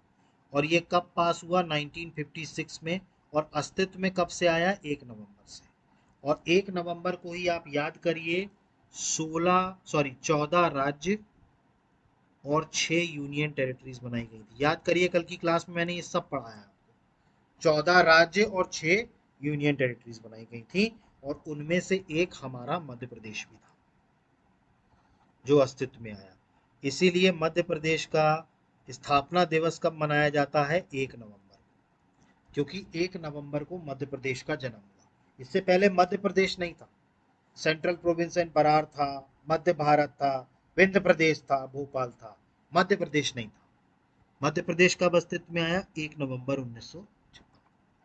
ठीक, अब हमें इसमें देखना है कि जब मध्य प्रदेश बना तो उसमें सेंट्रल प्रोविंस एंड बरार, मध्य भारत, विंध्य प्रदेश और भोपाल, इन्हीं को मर्ज करके बनाया गया था। लेकिन इसमें कुछ कुछ चेंजेस थे, ठीक है, जो हमें देखना है। हाँ, इन चारों पार्टों को मिला करके ही मध्य प्रदेश बनाया गया, लेकिन कुछ चेंजेस थे। तो अगर हम मध्य प्रदेश की बात करें तो इस एक्ट का जो सेक्शन नंबर 9 था, इस एक्ट का कौन सा सेक्शन था? Section number 9। कौन सा? स्टेट रीऑर्गेनाइजेशन एक्ट 1956 के तहत। तो जो सेक्शन नंबर 9 था, इसके तहत मध्य प्रदेश बनाया गया था। तो आपको ये सेक्शन याद रखना है। सेक्शन नंबर 9 जो था, उसके तहत मध्य प्रदेश बनाया गया स्टेट रीऑर्गेनाइजेशन एक्ट में। अब मध्य प्रदेश में उस टाइम पर मैंने आपको बताया था 4 क्षेत्रों को जोड़ा गया। एक था सेंट्रल प्रोविंस एंड बरार, ठीक है। दूसरा था सेंट्रल इंडिया, या जिसको हम मध्य भारत कहते, ठीक। तीसरा जो था विंध्य प्रदेश, और चौथा था भोपाल। चौथा क्या था? भोपाल। ठीक, तो जब मध्य प्रदेश 1 नवंबर 1956 को अस्तित्व में आया, तब इन 4 क्षेत्रों को मिलाकर के मध्य प्रदेश बनाया गया था। अब इन क्षेत्रों में कुछ चीजें ऐसी थी जिसको कुछ राज्यों को दे दिया गया था। इसमें सबसे पहला अगर हम बात करें सेंट्रल प्रोविंस एंड बरार, तो इसका सारा पार्ट मध्य प्रदेश में शामिल किया गया था। मतलब अपना महाकौशल वाला क्षेत्र, आपका छत्तीसगढ़ वाला क्षेत्र, आपके इधर पूरा नर्मदा और सागर वाला क्षेत्र, ये सब भारत संघ में मध्य प्रदेश में शामिल हुए। सिर्फ विदर्भ रीजन की 8 डिस्ट्रिक्ट, जो विदर्भ था, इसके 8 डिस्ट्रिक्ट हुआ करते थे, इनको महाराष्ट्र राज्य को दे दिया गया था। इनको किसको दे दिया गया था? महाराष्ट्र राज्य को। तो पूरा सेंट्रल प्रोविंस एंड बरार जो था, वो मध्य प्रदेश का हिस्सा बना।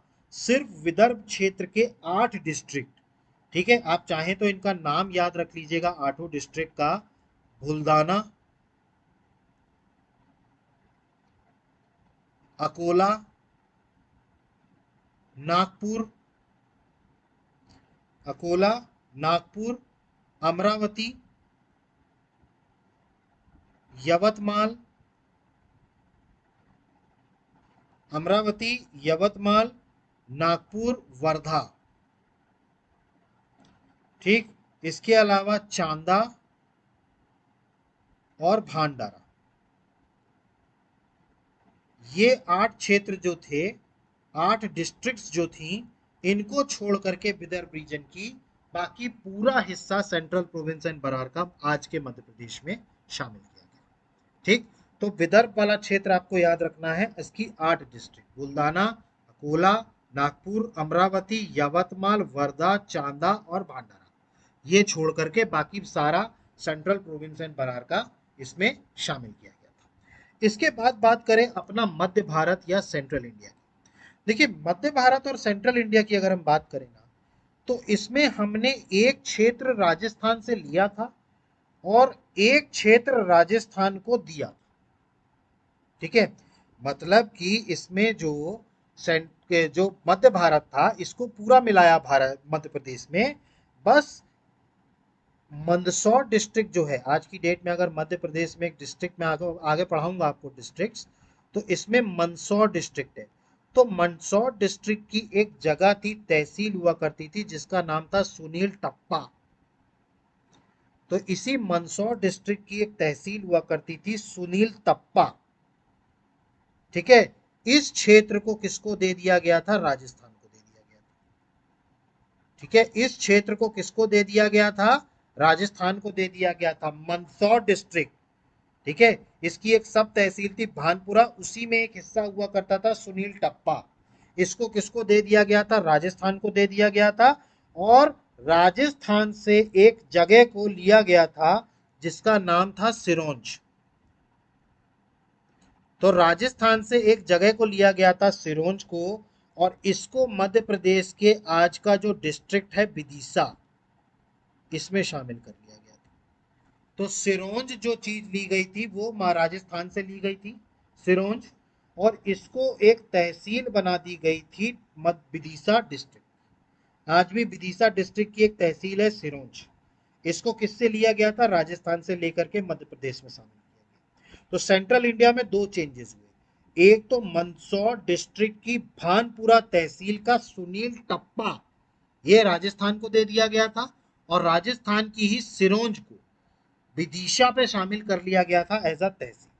तो ये दो चेंजेस सेंट्रल इंडिया या मध्य भारत में हुए थे। ठीक है, जिसके तहत फिर इसको मध्य प्रदेश में शामिल किया गया। और विंध्य प्रदेश और भोपाल, ये पूरा का पूरा आज के मध्य प्रदेश में शामिल किया गया। मतलब इससे ना कोई जगह जोड़ी गई ना कोई जगह हटाई गई, ये पूरा का पूरा किसमें शामिल कर लिया गया? आज के मध्य प्रदेश में। ठीक, तो कंप्लीटली ये शामिल किया गया कहां? मध्य प्रदेश में। तो ये चेंजेस किए गए स्टेट रीऑर्गेनाइजेशन एक्ट के।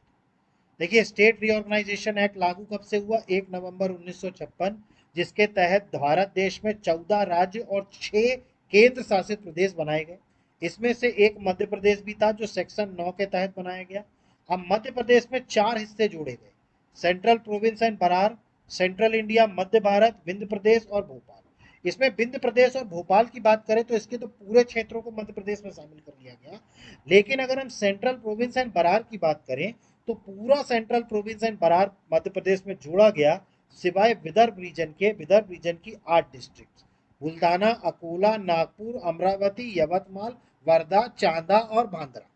ठीक, इसके बाद फिर मध्य भारत की अगर हम बात करें तो मध्य भारत में मंदसौर डिस्ट्रिक्ट की भानपुर सब तहसील का सुनील टप्पा, ये राजस्थान को दिया गया, और राजस्थान से जो सिरोंज लिया गया था वो विदिशा की एक तहसील बना दी। तो ये पूरे चेंजेस किए गए थे स्टेट रीऑर्गेनाइजेशन एक्ट 1956 के तहत। इसके अलावा अगर हम बात करें तो आपको ज्ञात होगा इंडिया में रीजनल काउंसिल्स भी बनाई गई हैं।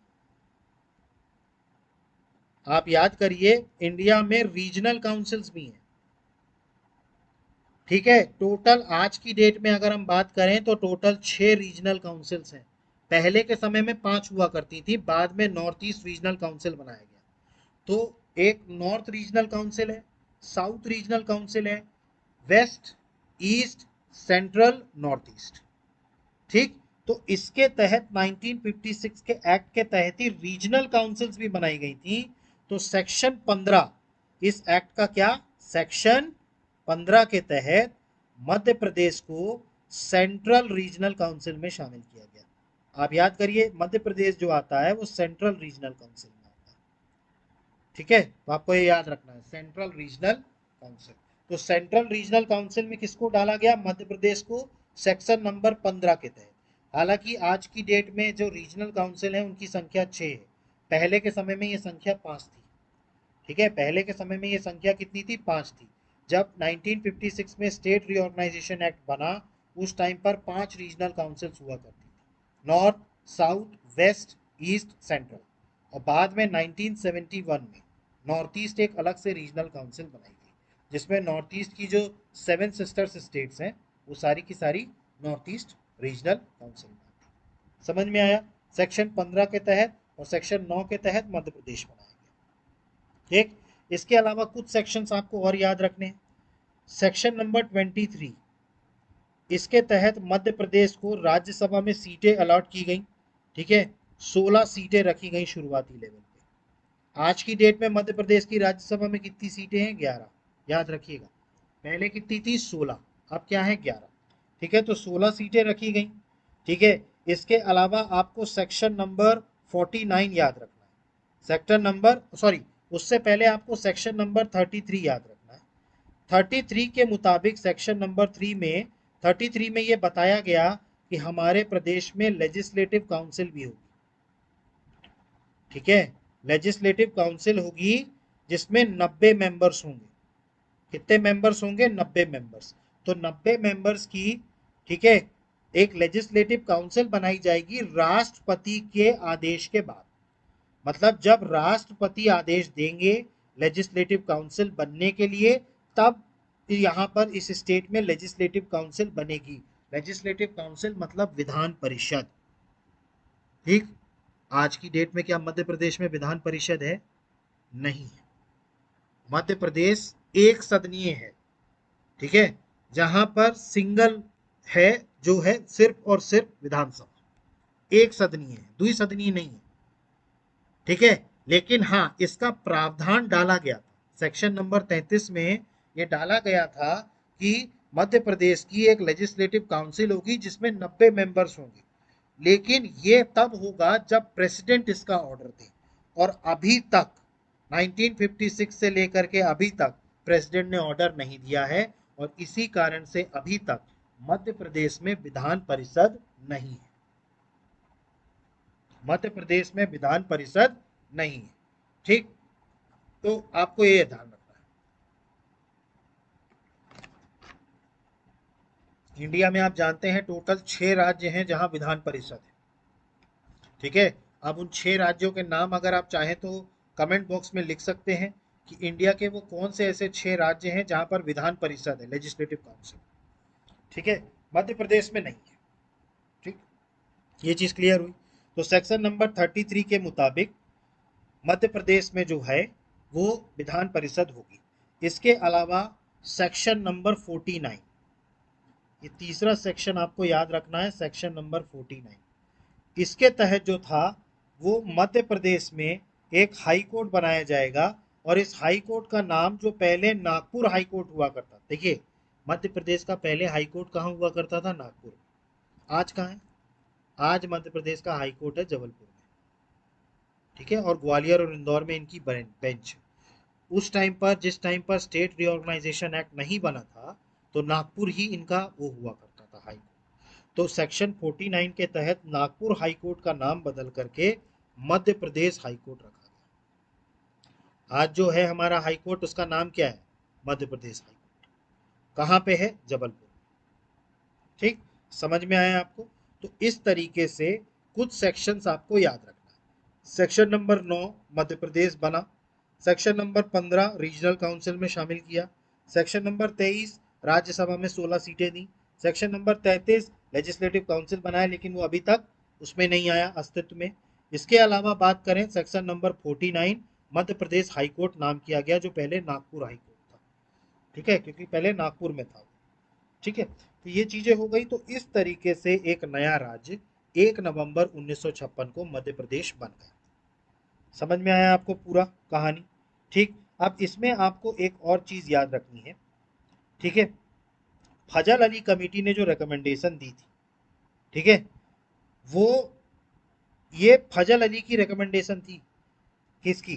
कि सेंट्रल प्रोविंस एंड बरार, मध्य भारत, विंध्य प्रदेश और भोपाल को कंबाइंड करके एक राज्य बनाया जाए जिसका नाम है मध्य प्रदेश।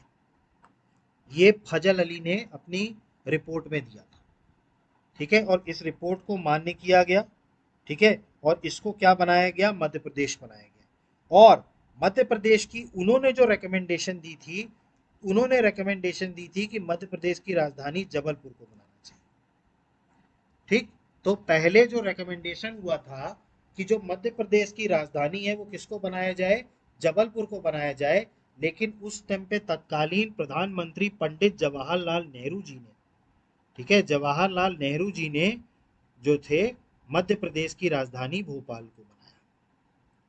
तो उसके बाद से आज तक मध्य प्रदेश की राजधानी क्या है? भोपाल। तो मध्य प्रदेश की राजधानी भोपाल किसने बनाया था? जवाहरलाल नेहरू जी, ठीक है। और इसको भारत का दिल भी जवाहरलाल नेहरू जी ने ही कहा था मध्य प्रदेश को, कि मध्य प्रदेश क्या है? भारत का दिल है, क्योंकि ये बिल्कुल भारत के सेंटर में।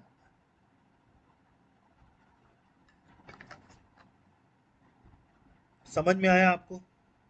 ठीक, तो मध्य प्रदेश किस तरीके से अस्तित्व में आया आपको समझ में आया? 1956 तक की पूरी कहानी आपको समझ में आई, किस तरीके से मध्य प्रदेश बना, किस तरीके से पहले मध्य प्रदेश को क्या कहा जाता था, फिर कैसे 1956 में एक्ट पास हुआ, विंध्य प्रदेश, मध्य भारत, सेंट्रल प्रोविंस, भोपाल, सब समझ में आ गया आपको? एक, अब इसके बाद की जो कहानी शुरू होगी वो होगी 1956 से, 1956 के बाद। ठीक, तो अब जो कहानी अगली शुरू होती है वो शुरू होती है मध्य प्रदेश का 1956। 1 नवंबर 1956 को जब मध्य प्रदेश अस्तित्व में आया, ठीक है, उस टाइम पर मध्य प्रदेश में कुल 43 जिले थे, 43 डिस्ट्रिक्ट थी। ये आपको याद रखना है। जब मध्य प्रदेश का जन्म हुआ 1 नवंबर 1956 को, उस टाइम पर 43 डिस्ट्रिक्ट थी। इसके अलावा 7 डिवीजन हुआ करते थे,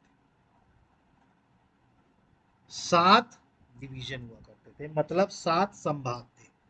तो 43 जिले थे और 7 संभाग थे, ठीक है।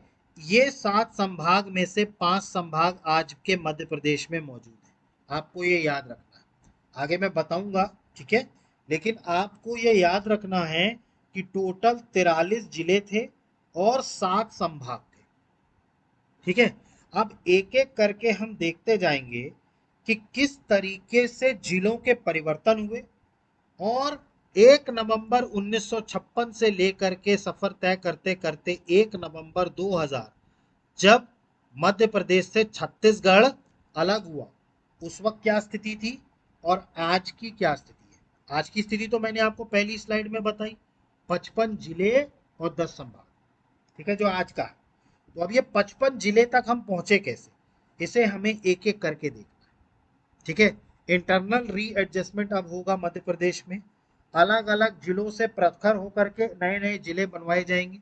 तो जब 1 नवंबर 1956 को जब मध्य प्रदेश बना, उस टाइम पर 43 जिले और 7 संभाग थे। 7 में से 5 संभाग आज भी मध्य प्रदेश में मौजूद हैं, और 2 संभाग इनमें से जो थे वो कहाँ चले गए? छत्तीसगढ़ चले गए, ठीक है। इसमें से 2 संभाग ऐसे थे जो कहाँ चले गए? छत्तीसगढ़ चले गए, ठीक है। ठीक, तो 5 संभाग आपको याद रखने हैं और 2 संभाग छत्तीसगढ़ चले गए, फिर हम नाम पढ़ेंगे अपन, ठीक है। तो अभी अपन देखते हैं इसमें। फिर इसके बाद जब 1 नवंबर 1956 हो गया, इसके बाद फिर डेट आती है 1972, 2 अक्टूबर, 2 अक्टूबर 1972 को एक नया जिला बनाया गया, भोपाल। अब आप सरप्राइज हो रहे होंगे, भोपाल राजधानी होने के बावजूद जिला नहीं था, नहीं, भोपाल तहसील थी, ठीक है। 2 अक्टूबर 1972 को भोपाल जिला बनाया गया, और ये पहले किस जिले में आता था? सीहोर जिले में। किसमें आता था? सीहोर जिले में। बाद में सीहोर जिले की एक तहसील हुआ करती थी भोपाल। 2 अक्टूबर 1972 को इस सीहोर जिले से अलग कर प्रखर करके क्या बनाया गया, भोपाल जिला बनाया गया। ठीक ठीक। चलिए ये मैं नए जिले आपको मैप्स में बताता हूं तो मैप से ज्यादा अच्छे से समझ में आएगा। देखिए ये आपको नजर आ रहा है भोपाल जिला, ठीक है। ये बना 2 अक्टूबर 1972। किससे अलग हुआ, सीहोर से। ये सीहोर है, ठीक है। सीहोर डिस्ट्रिक्ट से क्या हुआ, अलग होकर के क्या बना, भोपाल बना 2 अक्टूबर 1972। इस तरीके से हमारे जिले कितने पहले थे, 43, अब कितने हो गए, 44। इसके बाद एक और जिला बना था जो आज के छत्तीसगढ़ में मौजूद है, जो इस फोटो में आपको नजर नहीं आएगा। फोटो में इसलिए नजर नहीं आएगा क्योंकि ये मध्य प्रदेश का आज का मैप है, ये छत्तीसगढ़ का मैप नहीं है, ठीक है। तो छत्तीसगढ़ वाले जिले को मैं यहां लिख रहा हूं। छत्तीसगढ़ का एक नया जिला बना जिसका नाम था राजनांदगांव। राजनांदगांव ये पहले दुर्ग जिले की एक तहसील हुआ करती थी, दुर्ग डिस्ट्रिक्ट। दुर्ग यहाँ का छत्तीसगढ़ का संभाग भी है। मैंने आपको बताया था 7 संभाग थे, जिसमें से 5 में से 2 जो थे वो छत्तीसगढ़ में थे, उसमें से एक दुर्ग भी था, ठीक है। तो दुर्ग संभाग में दुर्ग जिले से प्रखर होकर के क्या बनाया गया, राजनांदगांव बनाया गया 1973 में, ठीक है। ये कब अस्तित्व में आया, 26 जनवरी 1973 को, 26 जनवरी 1973, ठीक है। तो इस तरीके से 1973 तक होते होते 2 जिले बने। एक भोपाल बना जो सीहोर से अलग होकर के बना, और दूसरा बना राजनांदगांव जो दुर्ग जिले से होकर के अलग होकर के बना। और ये अस्तित्व में कब आए, 26 जनवरी 1973 को, और ये 2 अक्टूबर, ठीक। इसके बाद राज्यों जो जो जिले हुआ करते थे, इनके रीऑर्गेनाइजेशन के लिए 2 कमेटी बनाई गई मध्य प्रदेश सरकार। देखिए मध्य प्रदेश सरकार ने डिस्ट्रिक्ट रीऑर्गेनाइजेशन कमीशन के तहत 2 कमेटियां बनाई थी। एक बनाई थी बीपी दुबे कमेटी, एक बनाई बीपी दुबे कमेटी, ठीक है। और दूसरी जो बनाई गई थी वो बनाई गई थी सिंहदेव कमेटी। 2 कमिटीज बनाई गई थी, एक बनाई गई थी बीपी दुबे कमेटी और दूसरी बनाई गई थी सिंहदेव कमेटी। अब जो बीपी दुबे कमेटी बनाई गई थी, इसकी रिकमेंडेशन के तहत 10 नए जिले बनाए गए, 10। बीपी दुबे की रिकमेंडेशन के मुताबिक कितने जिले बनाए गए, 10 जिले बनाए गए। कब बनाए गए, 1998 में, ये आपको याद रखना। तो 1998 में 10 जिले बनाए गए बीपी दुबे कमेटी की रिकमेंडेशन पर। और इसके बाद सिंहदेव कमेटी की सेम ईयर 1998 में ही 6 और नए जिले बनाए 1998 में, ठीक है। ये इसके बाद बनाए गए थे, बीपी दुबे कमेटी के बाद सिंहदेव कमेटी बनी, उसने क्या बनाया, 6 और जिले बनाए, ठीक।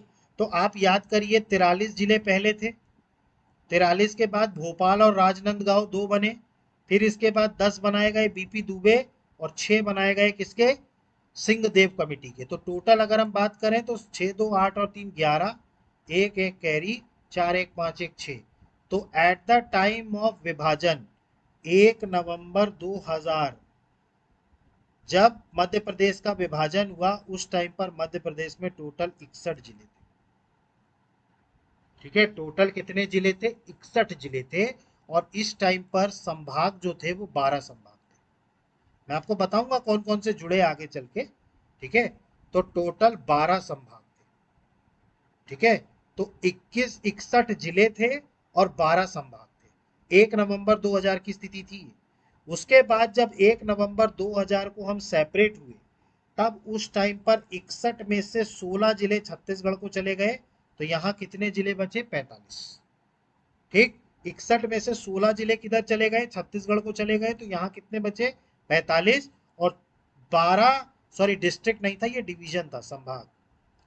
12 जो संभाग थे उसमें से 3 छत्तीसगढ़ चले गए। तो यहाँ कितने संभाग बचे, 9 संभाग, ठीक। तो जब 1 नवंबर 2000 को मध्य प्रदेश अलग हो गया छत्तीसगढ़ से, उस टाइम पर स्थिति जो थी 61 से घट के आ गई 45 और 12 से घट के आ गई 9। मतलब उस टाइम पर संभाग 12 थे, 12 से घट के कितने आ गए, 9 आ गए। याद करिए 1 नवंबर 1956 को जब राज्य बना था उस टाइम पर 43 जिले और 7 संभाग थे। और जब 1 नवंबर 2000 की स्थिति आई उस टाइम पर 61 जिले और 12 संभाग थे। बाद में छत्तीसगढ़ अलग हुआ, फिर से 45 जिले हो गए और कितने संभाग हो गए? 9 संभाग। ठीक, ये चीज क्लियर हुई? ठीक है, तो यहां तक आपको कहानी समझ में आई। तो भोपाल और राजनांदगांव और 2 कमिटीज बनी थी, बीपी दुबे कमेटी और सिंहदेव कमेटी। ठीक है, जिसके तहत 10 और 6 16 जिले बनाए गए नए। ठीक है, अब इन 16 जिलों में से हमें सिर्फ 7 जिले पढ़ने हैं, क्योंकि आज के मध्य प्रदेश में सिर्फ 7 जिले हैं।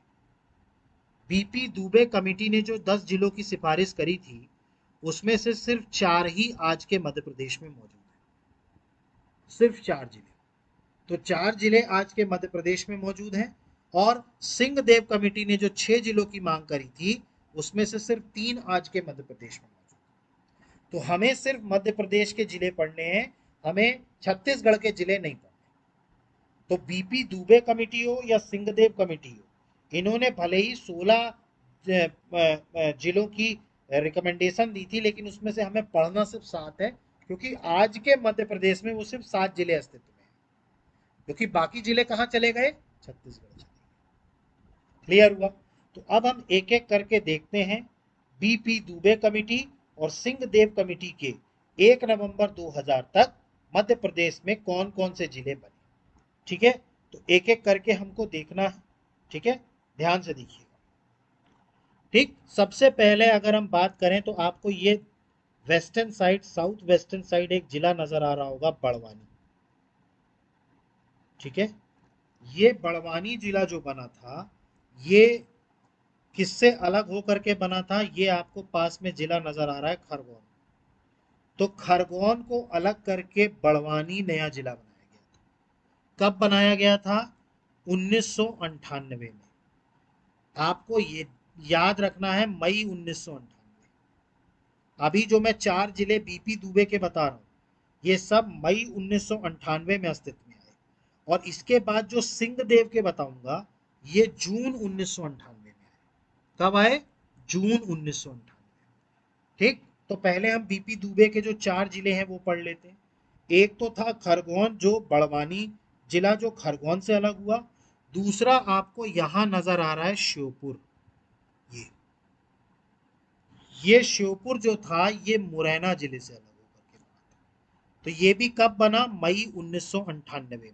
ये आपको याद रखना है, ये भी कब बना? मई 1998 में। ठीक, ये श्योपुर बना। ठीक, तो एक था बड़वानी जो खरगोन से अलग हुआ मई 1998 में। श्योपुर बना किससे अलग होकर के? मुरैना से। इसके बाद आप यहां पर एक जिला देखेंगे, डिंडोरी। ये डिंडोरी जिला ये मंडला से अलग हुआ था। ये भी मई 1998 में बना था, ये याद रखिए। ठीक, तो तीसरा जिला कौन सा था? डिंडोरी, जो किससे प्रखर होकर के बना? मंडला से। ठीक है, और जो चौथा जिला है वो आपको यहां नजर आ रहा होगा, कटनी। ये देखिए, ये क्या है? कटनी। ये किससे अलग हुआ था? ये अलग हुआ था जबलपुर से। ये जबलपुर नजर आ रहा है आपको? तो ये कटनी जो था ये भी मई 1998 में एक नया जिला बना। तो मई 1998 में कौन कौन से 4 नए जिले बने? बड़वानी अलग हुआ खरगोन से, श्योपुर बना मुरैना से अलग होके, डिंडोरी बना मंडला से अलग होकर के, और कटनी बना जबलपुर से अलग होकर के। ये चारों जिले बीपी दुबे कमेटी की रिकमेंडेशन पर नए जिले बनाए गए। क्लियर हुआ? हमें छत्तीसगढ़ के याद नहीं करने, छत्तीसगढ़ में कौन क्या हुआ हमें मतलब नहीं, हमें मतलब सिर्फ मध्य प्रदेश से। इसके बाद जो सिंहदेव कमेटी बनी थी, सिंहदेव कमेटी में 3 जिले थे जो नए बने मध्य प्रदेश में। वैसे तो 6 बने थे, लेकिन 3 जो थे वो आज भी मध्य प्रदेश में मौजूद है। 3 में से जो सबसे पहला जिला था वो आपको ये नजर आ रहा है, हरदा। ये हरदा नजर आ रहा है आपको? ये हरदा जो जिला था ये किससे अलग हुआ था? ये नर्मदापुरम से अलग हुआ था। देखिए, नर्मदापुरम पहले होशंगाबाद के नाम से जाना जाता था। आज भी लोग बोलते होशंगाबादी, ठीक है, लेकिन इसका नाम 2008 में बदल के नर्मदापुरम कर दिया गया। समझ में आया आपको? तो ये नर्मदापुरम, या हम कहें उस टाइम पर होशंगाबाद से अलग होकर के कौन बना? हरदा बना। और ये कब बना? जून 1998। ये आपको याद रखना, ये कब बना? जून 1998। ठीक, तो हरदा अलग हुआ नर्मदापुरम से, और जून 1998 में हरदा बना। इसके बाद जो अगला जिला बना, ठीक है, वो बना उमरिया। ये आपको उमरिया नजर आ रहा होगा, ये कटनी के बगल में, कटनी और डिंडोरी के बगल में आपको उमरिया नजर आ रहा है। ये शहडोल से अलग होकर के बना था, ठीक है। तो दूसरा जो जिला बना वो बना उमरिया, जो कि शहडोल से अलग होकर के बना था। और तीसरा आपको जिला नजर आ रहा होगा, ये नीमच, ये मंदसौर से अलग होकर के बना, ठीक। तो सिंहदेव कमेटी के मुताबिक मध्य प्रदेश में स्थित जो 3 नए जिले बने, उसमें सबसे पहला जिला बना हरदा, जो नर्मदापुरम या होशंगाबाद से अलग होकर बना। दूसरा जिला बना उमरिया, जो कि शहडोल से अलग होकर के बना। और तीसरा बना मंदसौर, सॉरी नीमच, जो कहां से अलग होकर बना? मंदसौर से। तो इस तरीके से 1 नवंबर 2000 तक हमारे मध्य प्रदेश में 61 जिले थे। लेकिन अब 16 जिले कहां चले गए? छत्तीसगढ़ में चले गए। तो हम वापस से, हमारी गाड़ी कहां आ गई? 45 में। वापस से हमारी गाड़ी कहां आ गई? 45 में। ठीक, अब हम थोड़ा डिवीजन की बात कर लेते हैं, ठीक है।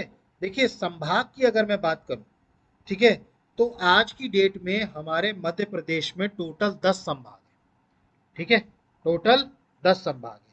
लेकिन क्या 1 नवंबर 1956 को जब मध्य प्रदेश बना उस टाइम भी 10 संभाग थे? नहीं, उस टाइम पर 7 संभाग थे, जिसमें से 2 छत्तीसगढ़ में चले गए। तो छत्तीसगढ़ वाले हम नहीं पढ़ेंगे, याद रखिए, छत्तीसगढ़ वालों से हमारा मतलब अब नहीं है। हमें सिर्फ मध्य प्रदेश के वो संभाग पढ़ने हैं जो 1956 के टाइम भी मौजूद थे, ठीक है। तो अगर हम संभाग की बात करें, ठीक है, तो संभाग की अगर हम बात करें, तो संभाग में उस टाइम पर 1 नवंबर 1956 को जब मध्य प्रदेश अस्तित्व में आया, तो उस टाइम पर जो सबसे पहला संभाग था वो था भोपाल संभाग, ठीक है। तो भोपाल संभाग था। इसके अलावा जबलपुर, इंदौर, ग्वालियर और रीवा, ये जो 5 संभाग थे ये 1956 में मौजूद थे। 2 मैं छत्तीसगढ़ वाले नहीं बता रहा, टोटल 60 डिवीजन थी, जिसमें से भोपाल, जबलपुर, इंदौर, ग्वालियर और रीवा, ये 5 संभाग ऐसे थे जो 1956 में मौजूद थे। इसके बाद अलग अलग समय पर अलग अलग संभाग बने। जैसे अगर हम बात करें, सबसे पहले बना 1975 में, 1975 में सागर को संभाग बनाया गया। आज भी है सागर संभाग। अभी हम देखेंगे सागर संभाग में कौन कौन से जिले होते हैं, ठीक है, वो सब हम देखेंगे अभी। बट 1975 को कौन सा बनाया गया? सागर संभाग बनाया गया। इसके बाद 1977 में कौन सा संभाग बनाया गया? उज्जैन संभाग। ये आपको याद रखना है, उज्जैन भी आज की डेट में संभाग है, डिवीजन है। तो 1975 में सागर बनाया गया, 1977 में उज्जैन बनाया गया। इसके बाद 1980 में 2 संभाग बने, एक बना चंबल, चंबल भी संभाग है आज, ठीक है, और दूसरा बना होशंगाबाद, जिसे हम नर्मदापुरम कहते हैं आज, ठीक है। तो चंबल और होशंगाबाद ये कब बने? 1980 में बने। और उसके बाद 2008 में, ठीक है, एक नया संभाग बना जिसका नाम था शहडोल, ठीक है। तो ये जो 5 संभाग थे ये 1956 के बाद बने, भोपाल, जबलपुर, इंदौर, ग्वालियर, रीवा, ठीक है। और इसके बाद सागर, उज्जैन, चंबल, होशंगाबाद और शहडोल, ये 10 संभाग आज भी मौजूद हैं, ठीक है। तो मध्य प्रदेश के ये 10 संभाग हैं। 1975 में बना सागर, 1977 में बना उज्जैन, 1980 में चंबल और होशंगाबाद, और 2008 में क्या बना? शहडोल। इसीलिए याद करिए, जब हम 2000 में जब छत्तीसगढ़ से अलग हुए, तब हमारे यहाँ सिर्फ 9 संभाग बचे थे और 45 जिले थे। 9 संभाग यही थे, 10वां ये बना शहडोल। तो शहडोल आपको याद रखना है सबसे नवीनतम संभाग है। मध्य प्रदेश का आज की डेट में। आज की डेट में जिस टाइम हम ये लेक्चर बना रहे हैं उस टाइम तक शहडोल सबसे नवीनतम संभाग है, डिवीजन। समझ में आया आपको? तो संभाग क्लियर हुआ। ठीक, इसके बाद फिर छत्तीसगढ़ अलग हो गया। ठीक, स्टेट रीऑर्गेनाइजेशन एक्ट हुआ। ठीक, मैंने आपको बताया होशंगाबाद का नाम बदल के क्या कर दिया गया 2008 में, नर्मदापुरम। ये भी कब किया गया? 2008 में। तो नर्मदापुरम किया गया। ठीक है, और इसके अलावा शहडोल बनाया गया एक अलग डिवीजन। ठीक है, 10th डिवीजन बनाई गई कब? 2008। तो ये सारी चीजें हुई 2008 तक। अब इसके बाद 2000 में जब अलग हुआ, देखो आज कितने 2000 में जब 1 नवंबर 2000 को हमारा छत्तीसगढ़ बना, ठीक है, छत्तीसगढ़ मध्य प्रदेश से अलग हुआ, तब उस टाइम पर जिले की संख्या थी 45 और संभाग की संख्या थी 9। 2008 में शहडोल बन गया तो संभाग हो गए 10। लेकिन आज की डेट में अपने जिले कितने हैं? 55। तो ये 45 से 55 अब कौन कौन से नए जिले बने, अब हमें ये देखना। ठीक है, तो 45 से 55 अगर हम बात करें तो टोटल 10 जिले बने। ठीक है, और ये अलग अलग टाइम पर और अलग अलग डेट में बने हैं। ठीक है, तो इसको हम नेक्स्ट उसमें करेंगे। ठीक है, हम नेक्स्ट स्लाइड में कर रहे हैं। ठीक है, तो 45 से लेके गाड़ी 55 तक कैसे पहुंची ये हमें अब देखना। ठीक है, तो यहाँ पर ये तो हो गया था, लेकिन इसके लिए मैंने एक और मैप तैयार किया है ताकि हम नवीनतम जिले देख सकें कि कौन कौन से जिले बने। ठीक है, तो अभी तक गाड़ी कहाँ तक पहुंच गई थी? सन 2000 तक पहुंच गई थी। ठीक है, वापस से हमारे 45 जिले हो गए। ठीक, अब इसके बाद 2003 में, 2003 की अगर हम बात करें तो 15 अगस्त 2003 को 3 जिले बनाए गए। सॉरी, 15 अगस्त 2003 को कितने जिले बनाए गए? 3 जिले बनाए गए। अब ये 3 जिले कौन कौन से थे ये आपको नाम याद रखना है। तो आपको ये एक जिला नजर आ रहा होगा बुरहानपुर। ठीक है, बुरहानपुर इसको अलग किया गया था खंडवा से। तो 15 अगस्त 2003 को जो एक जिला बना बुरहानपुर, वो किससे अलग हुआ था? खंडवा से। इसके बाद आपको एक और जिला यहां नजर आ रहा होगा, अशोकनगर। ठीक है, ये किससे अलग हुआ था? गुना से। ठीक है, तो गुना से अलग होकर के अशोकनगर बना था, खंडवा से अलग होकर के बुरहानपुर बना था, और तीसरा जो जिला बना था ये आपको नजर आ रहा होगा, छोटा सा जिला अनूपपुर। ये शहडोल से अलग होकर के बना था। ये शहडोल से अलग होकर के बना था। ठीक है, तो शहडोल से अलग होकर के क्या बना? अनूपपुर बना। ठीक है, आपको शहडोल इसलिए भी याद रखना है क्योंकि आपने इससे पहले पढ़ा था, इससे पहले हमने पढ़ा था 1998 में, 1998 में, जून 1998 में उमरिया भी शहडोल से ही अलग हुआ था। तो शहडोल एकमात्र ऐसा जिला है जहां से दो बार दो क्षेत्र अलग होकर के दो अलग अलग डिस्ट्रिक्ट बनी है। शहडोल एकमात्र ऐसा जिला है जिससे दो जिले बने, उमरिया और अनूपपुर। अनूपपुर कब बना? 15 अगस्त 2003 को। तो 15 अगस्त 2003 को कितने जिले बने? 3 जिले बने। अशोकनगर अलग हुआ गुना से, बुरहानपुर अलग हुआ खंडवा से, और अनूपपुर अलग हुआ शहडोल से। ये 15 अगस्त 2003 को। इसके बाद आता है 2008। 2008 में दो जिले बने, एक बना 17 मई को और एक बना 24 मई को। दो अलग अलग डेट्स में बने, हालांकि साल सेम था, 2008 ही था, लेकिन दो अलग जिले बने और दोनों एक दूसरे के बिल्कुल विपरीत जिले बने। जैसे आपको यहां पर नजर आ रहा होगा, ठीक, यहां पर आपको नजर आ रहा होगा अलीराजपुर। ये देखिए, अलीराजपुर मध्य प्रदेश का सबसे पश्चिमी जिला है, western district of Madhya Pradesh, सबसे पश्चिमी जिला। ये अलीराजपुर बना किससे अलग होके? झाबुआ से। ये कब बना? 17 मई को। ये कब बना? 17 मई को। तो 17 मई 2008 को झाबुआ से अलग होकर के कौन बना? अलीराजपुर। ठीक, और इसके बाद, ठीक, आपको यहां सबसे ईस्टर्न मोस्ट, सबसे पूर्वी जिला नजर आ रहा होगा, सिंगरौली। ये सबसे ईस्टर्न है। तो एक देखिए सबसे वेस्टर्न है बुरहान, सॉरी, अलीराजपुर, और जो सबसे ज्यादा ईस्टर्न है वो है सिंगरौली। तो ये सिंगरौली जो बना, ये 24 मई 2008 को बना, सीधी से अलग होकर के। ठीक, तो 2008 में दो जिले बने, एक बना अलीराजपुर झाबुआ से अलग होकर के, और दूसरा जो बना वो बना सीधी बना सिंगरौली से अलग होकर के, सॉरी सिंगरौली बना सीधी से अलग होकर के। ये कब बना? 24 मई 2008। और 17 मई को क्या बना? अलीराजपुर। तो इस तरीके से 2008 में दो जिले बनाए गए।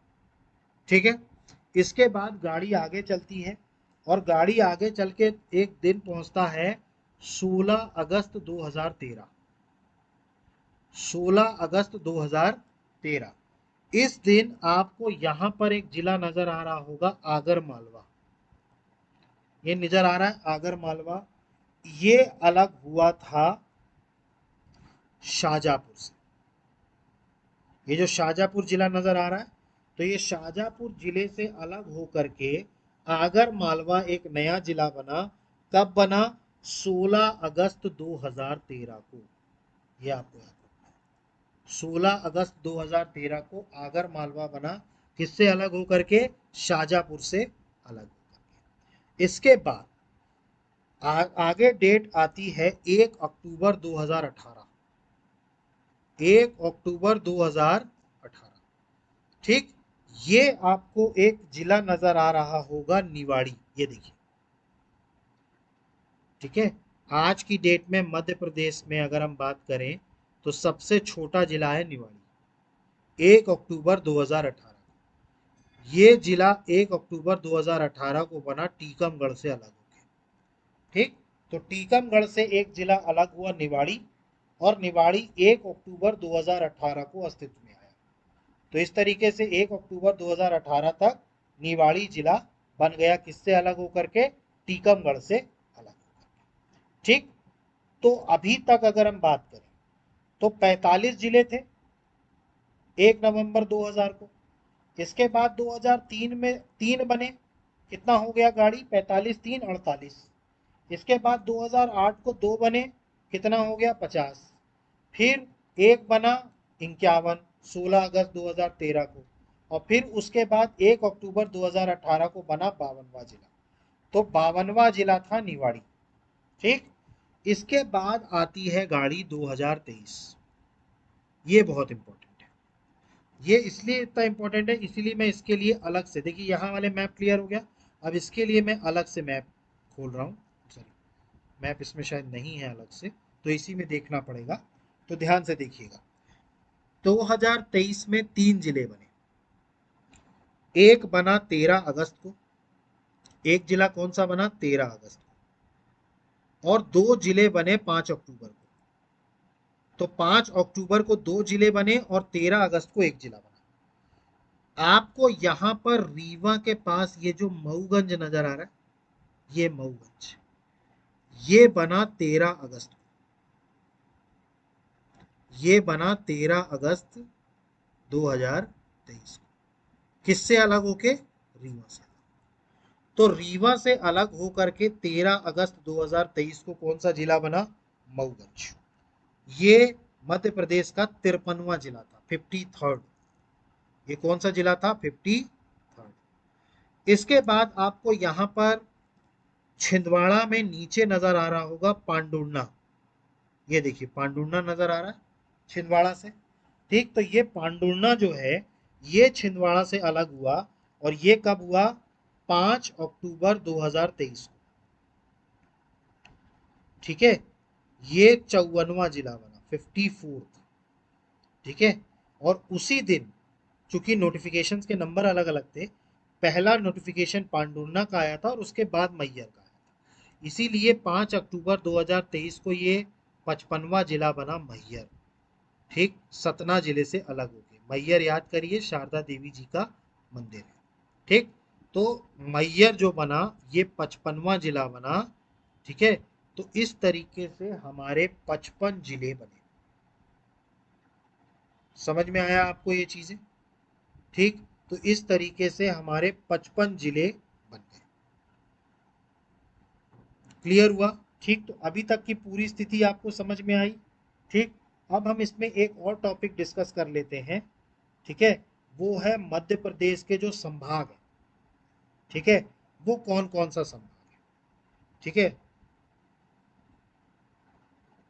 ठीक है, तो संभाग हम समझ लेते हैं और उसमें जिले कौन कौन से आते हैं। खैर, जिले हम ऐसे देख लेंगे। ठीक है, आपको सिर्फ इतना याद रखना है।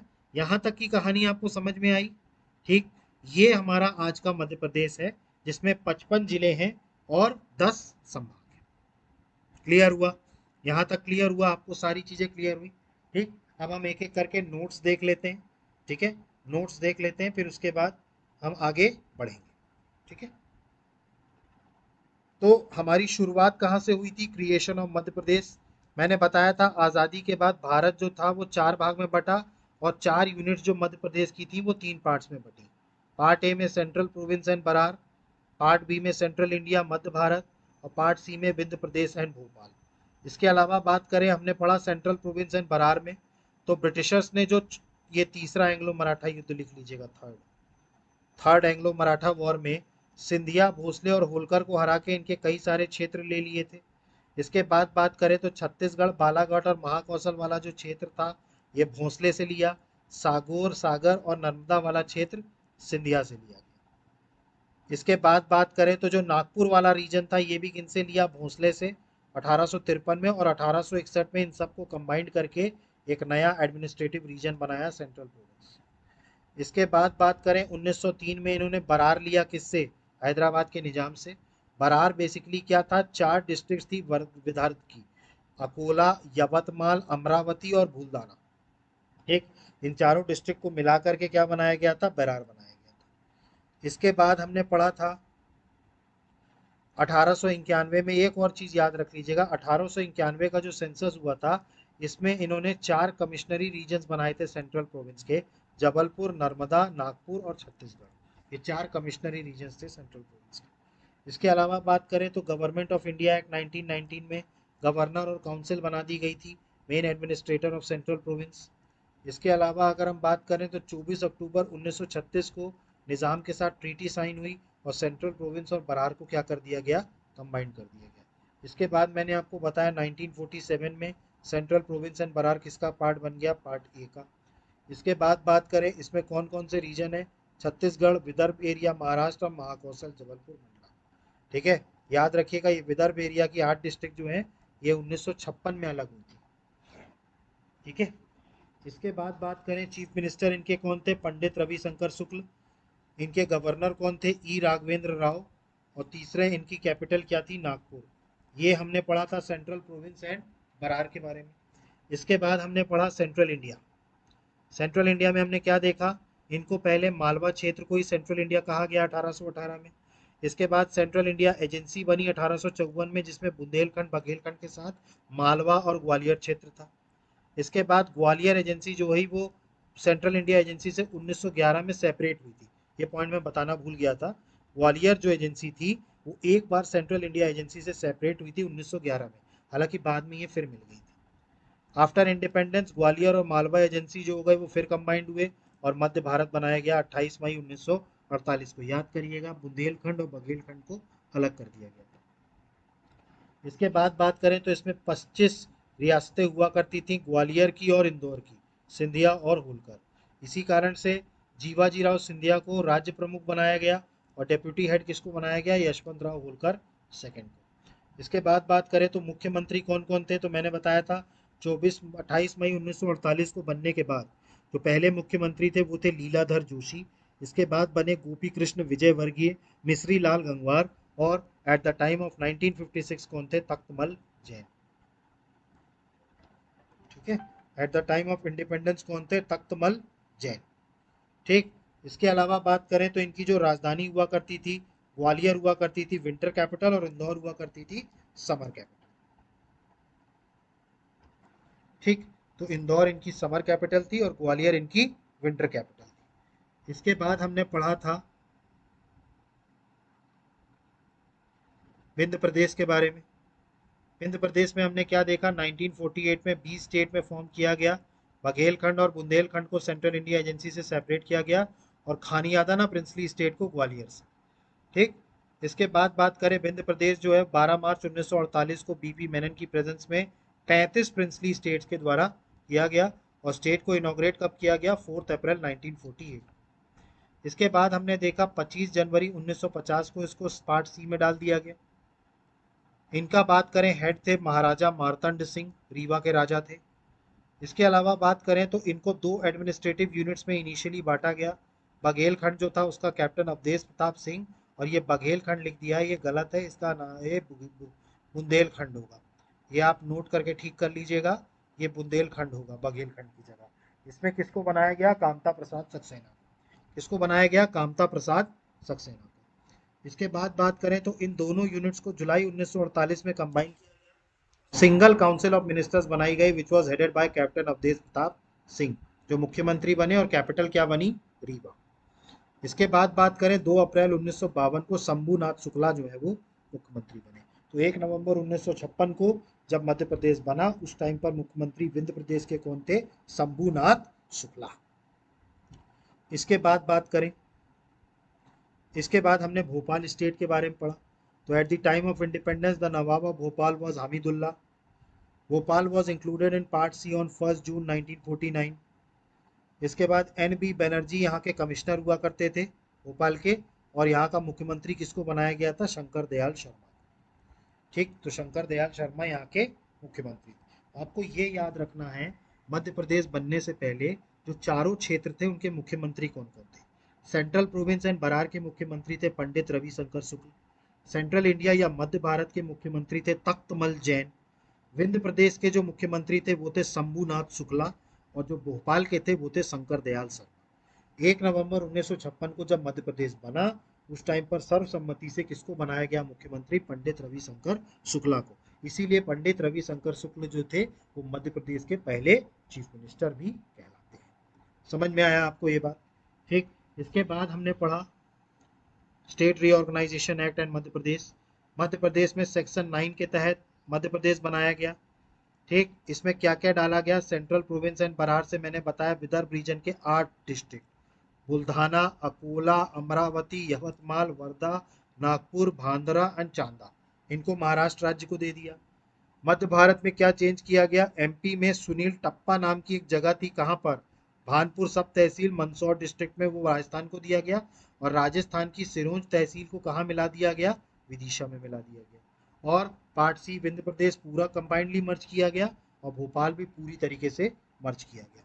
इसके बाद बात करें सेक्शन 15 के तहत 5 रीजनल काउंसिल्स बनी थी, और सेंट्रल रीजनल काउंसिल में किसको डाला गया? मध्य प्रदेश को डाला गया। मैं बताया था आपको 5 रीजनल काउंसिल बनी थी, और फिर छठवीं कब बनी? 1971 में, नॉर्थ ईस्टर्न रीजनल काउंसिल।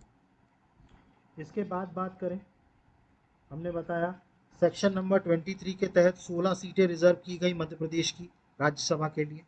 इसके बाद बात करें अंडर आर्टिकल 33 मध्य प्रदेश में एक लेजिस्लेटिव काउंसिल बनेगी जिसमें 90 मेंबर्स होंगे, लेकिन तब जब राष्ट्रपति की परमिशन हो, और राष्ट्रपति की परमिशन आज तक नहीं मिली, इसीलिए आज भी मध्य प्रदेश एक सदनी है, द्विसदनी नहीं। इसके बाद बात करें सेक्शन 49, इसके तहत नाम हाईकोर्ट का बदल के मध्य प्रदेश हाईकोर्ट किया गया, जो पहले नागपुर में था, आज कहाँ है? जबलपुर। और मध्य प्रदेश जो है वो नया राज्य बना 1 नवंबर 1956 को।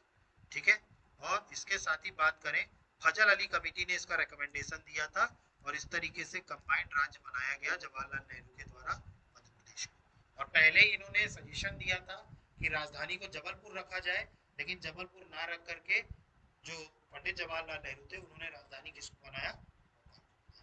यहाँ तक समझ में आ गया था। इसके बाद हमने इसके बाद की कहानी देखी। ठीक है, तो जब फॉर्मेशन हुआ था उस टाइम पर 43 डिस्ट्रिक्ट थी और 60 डिवीजन थी। फिर इसके बाद नई डिस्ट्रिक्ट कब बनी? भोपाल बनी 2 अक्टूबर 1972 को, सीहोर से अलग करके।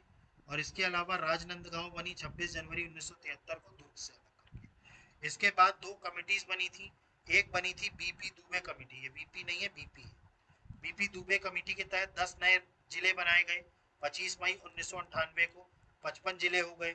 और इसके बाद सिंहदेव कमेटी बनी जून में, और इसके तहत 6 नए जिले बनाए गए, तो टोटल कितने जिले हो गए? 61 जिले। अब मैंने आपको बताया था 10 में से 4 ही से 5 के मध्य प्रदेश में है, और 6 में से सिर्फ 3 मध्य प्रदेश में। तो वो 7 जिले हमने कौन कौन से देखे? तो वो 7 जिले ये थे जो हमने देखे। बड़वानी किससे अलग हुआ था? खरगोन से। श्योपुर, मुरैना, डिंडोरी, मंडला, कटनी, जबलपुर, हरदा, होशंगाबाद, उमरिया, शहडोल और नीमच, ये 7 जिले बने। बीपी दुबे और सिंहदेव कमेटी के मुताबिक। अब टोटल अपने पास कितने जिले हो गए? 61। वापिस से छत्तीसगढ़ अलग हुआ तो कितने हो गए? 45। अब 45 के बाद की कहानी अब हम देखेंगे। 1 नवंबर 2000 के बाद की कहानी क्या बनी? मैंने आपको संभाग बताया था, 5 संभाग थे उस टाइम पर मध्य प्रदेश के, जब 1956 में जब बना था मध्य प्रदेश में, जो आज भी मौजूद है। मैं छत्तीसगढ़ की बात नहीं कर रहा हूँ, मैं सिर्फ मध्य प्रदेश की बात कर रहा हूँ। सागर बना 1975 में, उज्जैन बना 1977 में, चंबल और होशंगाबाद बने 1980 में, और शहडोल बना 2008 में। बाद में इस होशंगाबाद डिवीजन का नाम बदल के क्या कर दिया गया? नर्मदापुरम कर दिया गया 2008। ठीक है, इसीलिए आज क्या कहलाता है ये? नर्मदापुरम। मैप में देखा आपने, जिला भी क्या है? नर्मदापुरम। ठीक, इसके बाद बात करें 1 नवंबर 2000 को 45 डिस्ट्रिक्ट और 9 डिवीजन थे। स्टेट रिऑर्गेनाइजेशन एक्ट के बारे में है ये, ज्यादा कुछ पढ़ना नहीं है आपको। ठीक है, होशंगाबाद का नाम बदल के क्या कर दिया गया? नर्मदापुरम कर दिया गया। ठीक, और 14 जून 2008 को शहडोल जो था उसको 10वां संभाग बना दिया गया। आप फोटो खींच लीजिएगा, इसमें बहुत ज्यादा पढ़ने की जरूरत नहीं है। ये Madhya Pradesh state reorganisation act 2000 का है, जो 25 जुलाई 2000 को प्रेजेंट किया गया, 9 अगस्त को पास हुआ, और प्रेसिडेंट के सिग्नेचर कब हुए? 25 अगस्त 2000। ठीक है, तो ये सब याद रखिएगा। तो 10वां संभाग शहडोल बन गया। अब इसके बाद से जो जिले बने वो हमने एक एक करके देख लिया। बुरहानपुर से क्या बना? खंडवा बना। अशोकनगर से क्या बना? गुना। अनूपपुर से क्या बना? शहडोल। अलीराजपुर झाबुआ। सिंगरौली सीधी। आगर मालवा बाड़ी टीकमगढ़।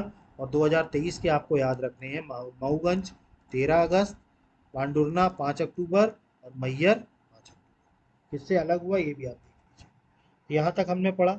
इसके बाद आपको एक स्लाइड और ही देखनी है, इसको आप सिर्फ नोट कर लीजिएगा। ये मैंने कुछ नहीं किया है, अलग अलग संभाग में कौन कौन से जिले हैं ये मैंने सिर्फ बता दिया। ठीक है, अगर आप यहाँ पर काउंट करेंगे तो आज की डेट में अगर हम बात करें तो सबसे ज़्यादा जिले जो हैं वो जबलपुर संभाग में है, टोटल 9 जिले। ठीक है, ये देखिए नए जिले आपको याद रखने हैं कौन कौन से संभाग से जुड़े, इसको मैंने हाईलाइट किया है। ये मऊगंज देखिए और मैयर, ये सब 2023 में, और ये पांडुरना। ये आपको ये पता होना चाहिए कि किस संभाग के अंतर्गत अब आते हैं। तो पांडुरना जो आता है वो जबलपुर संभाग में आता है, और मऊगंज और मैयर जो है वो रीवा संभाग में आता है। क्लियर हुआ? एक बार आप इसकी सरसराही निगाहें मार लीजिएगा, मैप में थोड़ी सी मार्किंग कर लीजिएगा कि कौन कौन से डिवीजन जो हैं, डिस्ट्रिक्ट्स, कौन कौन से डिवीजन में कौन कौन सी डिस्ट्रिक्ट्स आती हैं। क्लियर? तो आई होप कि आपको मेरा ये लेक्चर समझ में पूरी तरीके से आया होगा। मध्य प्रदेश किस तरीके से बना, ये पूरी चीज़ हमने इस लेक्चर में पूरा कंप्लीट किया। ठीक, इसके बाद भी अगर कोई डाउट उठता है तो प्लीज़ कमेंट बॉक्स में आप मेंशन कीजिए। और अगर आपको हमारा चैनल पसंद आ रहा है और आपको लग रहा है कि इससे आपको हेल्प हो रही है, तो प्लीज़ आप हमारे चैनल को लाइक कीजिए, सब्सक्राइब कीजिए, और मैक्सिमम से मैक्सिमम शेयर कीजिए। ठीक है, तो आज हमारा तीसरा टॉपिक कंप्लीट हो गया है, फॉर्मेशन ऑफ मध्य प्रदेश। ठीक, अब कल से हमारा जो शुरू होगा वो होगा पोस्ट इंडिपेंडेंस इवेंट्स। देखिए, आज़ादी के बाद कौन कौन से भारत में कौन कौन सी घटनाएं हुई, इनको एक एक करके हमको पढ़ना है। ठीक है, हम देखेंगे कौन कौन सी घटनाएं हुई हैं। ठीक है, आज तक की 2025 तक की कौन कौन सी घटनाएं हुई हैं। ठीक, तो ये हम नेक्स्ट क्लास में देखेंगे। तो इससे हमारा जो पहला पैराग्राफ है यूनिट 4 का वो कंप्लीट हो जाएगा।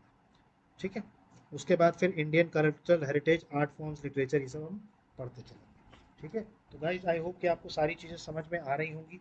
इसके बाद भी अगर आपको कोई डाउट उठता है तो प्लीज़ कमेंट बॉक्स में मेंशन कीजिए। अदरवाइज आप हमारे चैनल को लाइक कीजिए, सब्सक्राइब कीजिए, और मैक्सिमम से मैक्सिमम शेयर कीजिए। So guys, thank you, have a good day, जय हिंद, नमस्कार।